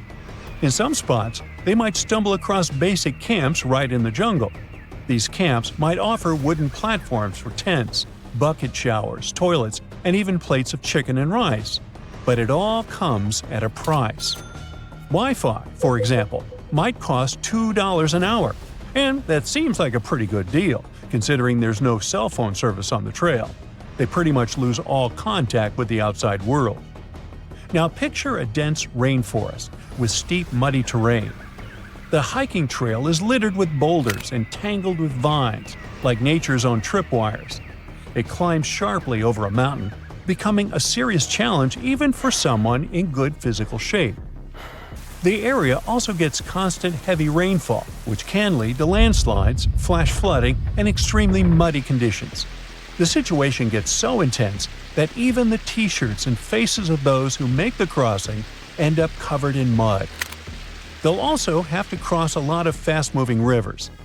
A Venezuelan dad who recently went through the area with his 2 kids said their sneakers ripped apart on the very first day. That's how powerful the rivers can be. And they're deep, too. Sometimes the water reaches all the way up to their shoulders. But the dangers in that area aren't recent. For centuries, the Darien Gap was thought to be impossible to cross. The first Europeans who ventured into Latin America saw it as kind of a jungle training school. They totally knew about its dangers, but still, many adventurers tried to make the crossing in the years that followed. In 1854, for example, an expedition disappeared for 49 days in the jungle, battling starvation and exhaustion. Then again, in 1870, a group of 100 men set out to cross it. Even though they were well prepared and carried cutting-edge equipment for the time, they still suffered tremendously during the journey. They had to rely on incredible resilience to survive the challenge. Over the years, people who ventured in often ended up passing away from hunger, thirst, and even drowning in rivers. They also faced the risk of being attacked by dangerous animals like jaguars, white-lipped pecaries, and the fer de lance, a fast, irritable snake that is one of the most venomous out there. The area is also swarming with mosquitoes, which can spread serious health problems. Leaning against trees to rest can also be risky. This jungle is full of spiked chunga palm trees, which are covered in long black spines up to 8 inches long. Unfortunately for us, these spines are covered in all sorts of bacteria. Just brush against a chunga, and you could end up with infected wounds. And yet another danger is getting lost in the dense forest and never finding your way back to safety. These days, though, this risk is a lot lower. Some people have mentioned color-coded markers that help guide travelers and keep them from going the wrong way. If they see blue or green fabric tied to trees, it means keep walking. But if they spot red fabric, that's a sign they're going the wrong way and need to turn around quickly. Since there are so many dangers, why not just build a road through the Darien Gap? While it might seem like a good idea, building a road connecting Panama and Colombia isn't really that simple. The Darien Gap has a humid climate, tough terrain, and constant rainfall, which means any attempt to build a functional road would be highly challenging and super expensive. Even though there have been previous attempts to fill in the gap. See, there's a huge road system called the Pan-American Highway, which stretches all the way from Alaska to the southern tip of Argentina. Nowadays, this highway hits a roadblock right at the Darien Gap. But it wasn't supposed to be like this, as the original idea was for the road to go through there. Leaders from Latin American countries tried to make this plan happen in the 70s, and then again in the 90s. But a lot of people were against it, mainly because they wanted to protect the local communities and the rainforest. Since the Darien Gap is mostly untouched by humans, it's one of the most biodiverse places on the planet. It's believed that 1 in 5 species are endemic to the region, meaning they only exist in that specific area, like the Darien pocket gopher and the slatty slender mouse opossum. A road would have really damaged the ecosystem in the area, so the plans were scrapped. Eventually, an alternative was created to travel by sea. At least 2 companies started a ferry service connecting the 2 countries. However, the business wasn't profitable, and they ended up shutting down. Not long ago, Panama decided to close the Darien Gap route. Now they're sealed off with barbed wire fencing. It might just be a matter of time before other routes are created. But if you are an adventurer looking to visit South America, it's probably not best to wait for that. Traveling by plane to Colombia will always be a much safer option. Humans are at the top of the food chain, but despite this, some creatures cause us a lot of trouble, and we can't do anything about them. Look at these flies with red eyes and blue-green bodies. These are some farmers' worst nightmare in the United States of America. Meet the New World screwworm flies. These little troublemakers have been munching on livestock from Florida to California for centuries, racking up some serious damage to the agricultural scene. To combat these pesky flies, the U.S. Department of Agriculture dropped a whopping 15 million sterile screwworm larvae from helicopters along the Panama-Colombia border. There's even a factory in Panama cranking out these sterile larvae like it's factory-fresh fruit. This action sounds weird, but it makes a lot of sense. The thing is, female flies only get 1 shot at mating in their entire lives. So if they happen to mate with a sterile dude, that's it. No offspring, ever. This clever trick means healthy screwworms can't reproduce when surrounded by sterile pals, which keeps their numbers in check. But how do we make these male flies sterile in the first place? Simple. A little radiation zap does the trick. You throw a bunch of flies in a lab, give them a quick spin through an X-ray machine, and then drop them from a helicopter into the wild, where their relatives are hanging out. If screwworms start making a comeback, inspectors hop on ATVs and cruise thousands of miles to hunt down any infected animals and stop the spread. There's no magic trick to wipe out these parasites completely, but the game plan is clear. Keep the sterile fly drops coming and stay 1 step ahead of these pesky little critters. Do you know why it's too dangerous to move animals from one habitat to another? There's a possibility that they won't encounter predators in the new area and will become an invasive species that will provoke an ecological disaster. Here's a simple example. In the 30s in the 20th century, farmers from Australia faced a serious problem. Cane beetles were spoiling sugarcane in the northern part of the country. Insects devoured a huge amount of the harvest, and people couldn't stop it. They didn't want to spoil the cane with poisonous pesticides, so they brought a group of cane toads from South America in the hope that the toads would eat the pests. But when these toads found themselves in the reed fields, they couldn't reach the bugs, as they lived on tall reeds. The toads just couldn't jump at such height and get the pests. So instead of beetles, they began to eat other insects. Amphibians started multiplying at a tremendous rate. The female cane toad can lay about 30,000 eggs at a time. After 3 days, small tadpoles hatch from the eggs. They swim in the water for 20 weeks and then turn into grown-up toads that live from 5 to 10 years. Millions of jumping animals began taking over the entire northern part of the continent, destroying all the biodiversity around. Leaves, grass, insects, carrion. Toads ate all this and didn't leave food for other animals. The problem was that the toads turned out to be very hardy creatures. Heat, cold, rain, droughts, they can breed anywhere and nothing can stop them. But what about other animals? Australia is full of alligators, big birds, and other creatures that would love to feast on croaking amphibians. Yes, it's true. But any animal that tried to eat these toads didn't survive. The problem is that cane toads are venomous. There are special glands behind their eyes that produce strong toxins that cause serious health problems in any animal. Some farmers saw birds falling from the sky after they had swallowed these amphibians. More than 80 years have passed since farmers brought 100 cane toads to Australia. Now, there are about 1.5 billion of them. They have already covered 386,000 square miles, which is about the same area as the states of Texas and Oklahoma combined. And so far, scientists and biologists haven't come up with an effective way to deal with them. People tried to catch them, but it was useless. Even if you catch 98 toads out of 100 next to a small pond, the 2 remaining toads can produce 30,000 eggs per night. Nature may be able to restore balance when some animals with immunity to toad toxins appear in Australia. But at the moment, cane toads are unstoppable. How can we stop the uncontrolled population of mosquitoes that are dangerous to humans? The correct answer is to create 735 million genetically modified mosquitoes and mix these 2 groups. All over the world, many species of mosquitoes carry infections that cause serious health problems to humans. Almost no one likes mosquitoes. These buzzing insects prevent us from sleeping, and their bites are incredibly itchy. Many people would probably be happy if these creatures disappeared from the face of the earth.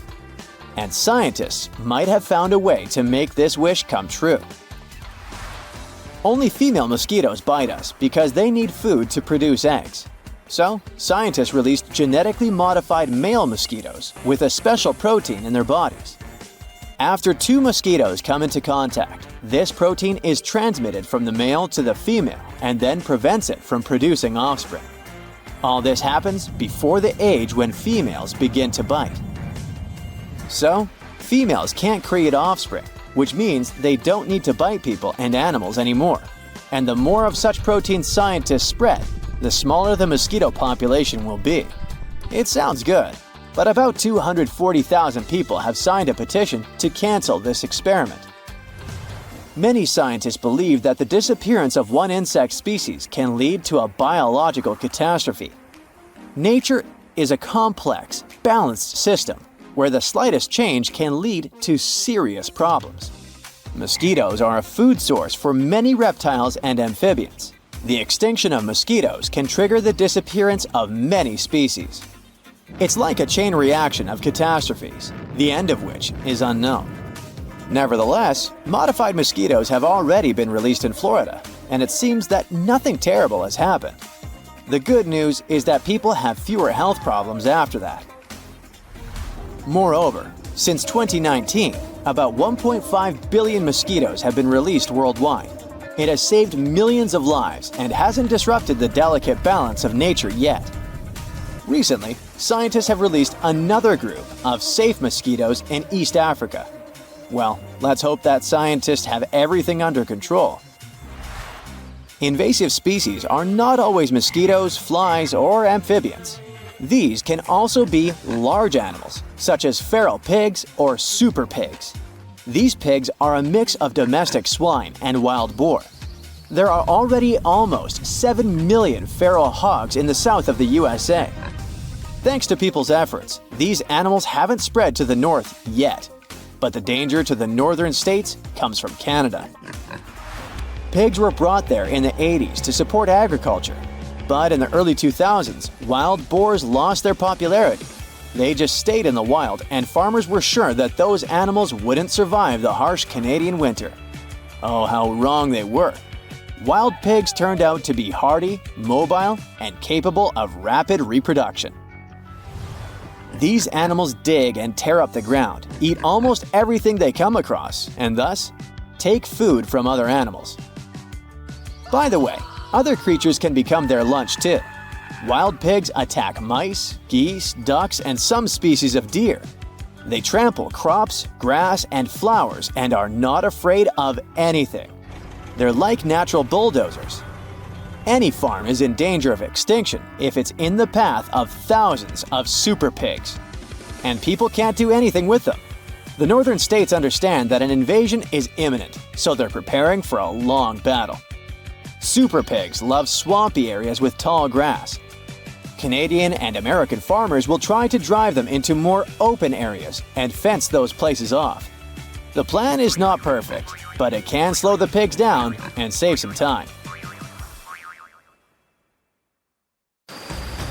It was hot in the tropics, a type of heat unknown to the men aboard the Niña, the Pinta, and the Santa Maria ships, led by Italian explorer Christopher Columbus. It had been months since these men left their home cities in Europe, and until then, Europe was all they knew. They were given a difficult and even dangerous task. Spain hired Columbus to find a new western route to Asia. They needed new routes for trading and buying spices, but it was far from a simple job. I mean, crossing the ocean never is. Little did those sailors know that their lives were about to change forever. "Land in sight!" someone must have shouted on board. But when they finally stepped on that new foreign land, they discovered they were not in Asia. They had landed in the Americas. You've probably heard this tale before. Historically speaking, Columbus arrived in the Americas in 1492. But what would have happened if Columbus's ship had faced a lethal storm in the Atlantic Ocean and had never made it to the new land? What would today's history look like? First things first, nobody discovered anything. When we say that the Americas were discovered, we're kind of ignoring the millions of people who already lived there. You see, the Americas were only discovered from Europe's point of view. Columbus would only have discovered something if when he got there, he was faced with acres and acres of empty land. But that was not the case at all. Second, Columbus was not the first explorer to land in the Americas. Believe it or not, the Vikings approached American shores in the 10th century. Their expeditions have been well documented and accepted by scholars. Here's what might have happened. Around the year 1000 CE, Viking explorer Leif Erikson sailed to a place called Vinland. Cute name, huh? It's now a region in Canada called Newfoundland. But his crew didn't stay too long. They arrived to find 10 Native Americans napping under their overturned canoes.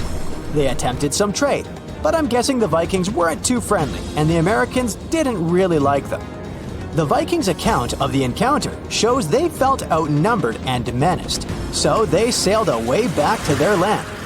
That makes sense, right? As I said earlier, there were millions of people living in the ginormous continent of the Americas. Any foreigner would be outnumbered there.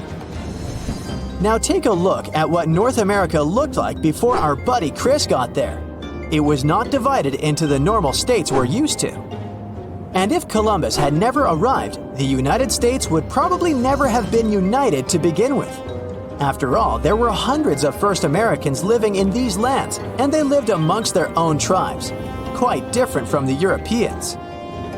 It's not accurate to think that there were no political systems going on in the Americas before Europeans arrived. We just need to understand that they were different from what we're used to today. When Europeans arrived, they imported their belief systems with them, from religious beliefs and language systems to things as simple as clothing habits. If the Americas had developed on their own, maybe their sense of fashion would be completely different today. You see, Europeans had a developed sense of fashion by the time they arrived in the West. They wore things such as this and this. But those don't really work in the tropics, do they? For them, fashion had to do with showing a certain economic status, while in the Americas, that didn't exist. For Native Americans, clothing was mainly functional and related to the weather. In warmer climates, Native people would wear short-like cloths to cover their intimate parts. They would walk bare-chested and use shoes known as moccasins. Yes, similar to the moccasins you probably own. In colder climates, they would resort to using leather and fur parkas. Of course, there was always the special clothing used for ceremonial purposes. So I'm guessing that if Columbus never reached the Americas, brands such as the Gap, Hollister, and Forever 21 would have never existed. But we could live with that, couldn't we? Here's a wild thought. Let's say that by the 1700s, Native Americans had developed complex engineering skills. They built big boats, maybe a bit smaller in size than the traditional European ships, and decided to venture across the ocean. Let's say they were the ones who arrived on European shores, in places such as Spain and Portugal. They carried gifts and goods with them for trading, of course. This was also a common practice amongst them back home, known as potlatch. Sure, they were received with suspicion by the Europeans, who had only ever traded with Asia.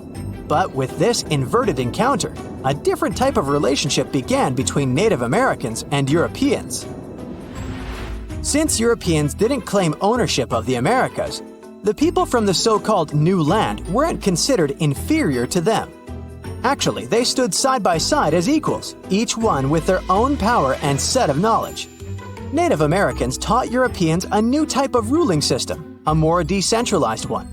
So modern-day structures of government would look really different. Maybe Europeans decided that 4 years was a long time for someone to hold decision power, so they implemented smaller and more frequent elections. Oh, and the landscape of European cities also changed a lot. Instead of huge statues made of copper and bronze showing men in ships on their way to the Americas, the Europeans built totem poles in honor of their alliances with First Americans. In terms of medical and medicinal knowledge, they had a lot to exchange about. While Europeans were making advances in traditional medicine, Americans had developed an impressive knowledge of herbs that could heal a series of things. Before they knew it, Europeans were selling different varieties of plants in their pharmaceutical establishments. They had one big barrier though: language. Since Europeans never arrived on American shores, they also never taught their language to Americans. So maybe in this scenario, both cultures brought in their best linguists and tried creating a new language from scratch. Something that could be comprehensible from both perspectives, and that could encompass both of their worldviews. The implications of this on modern-day life would be really profound if you stop to think about it.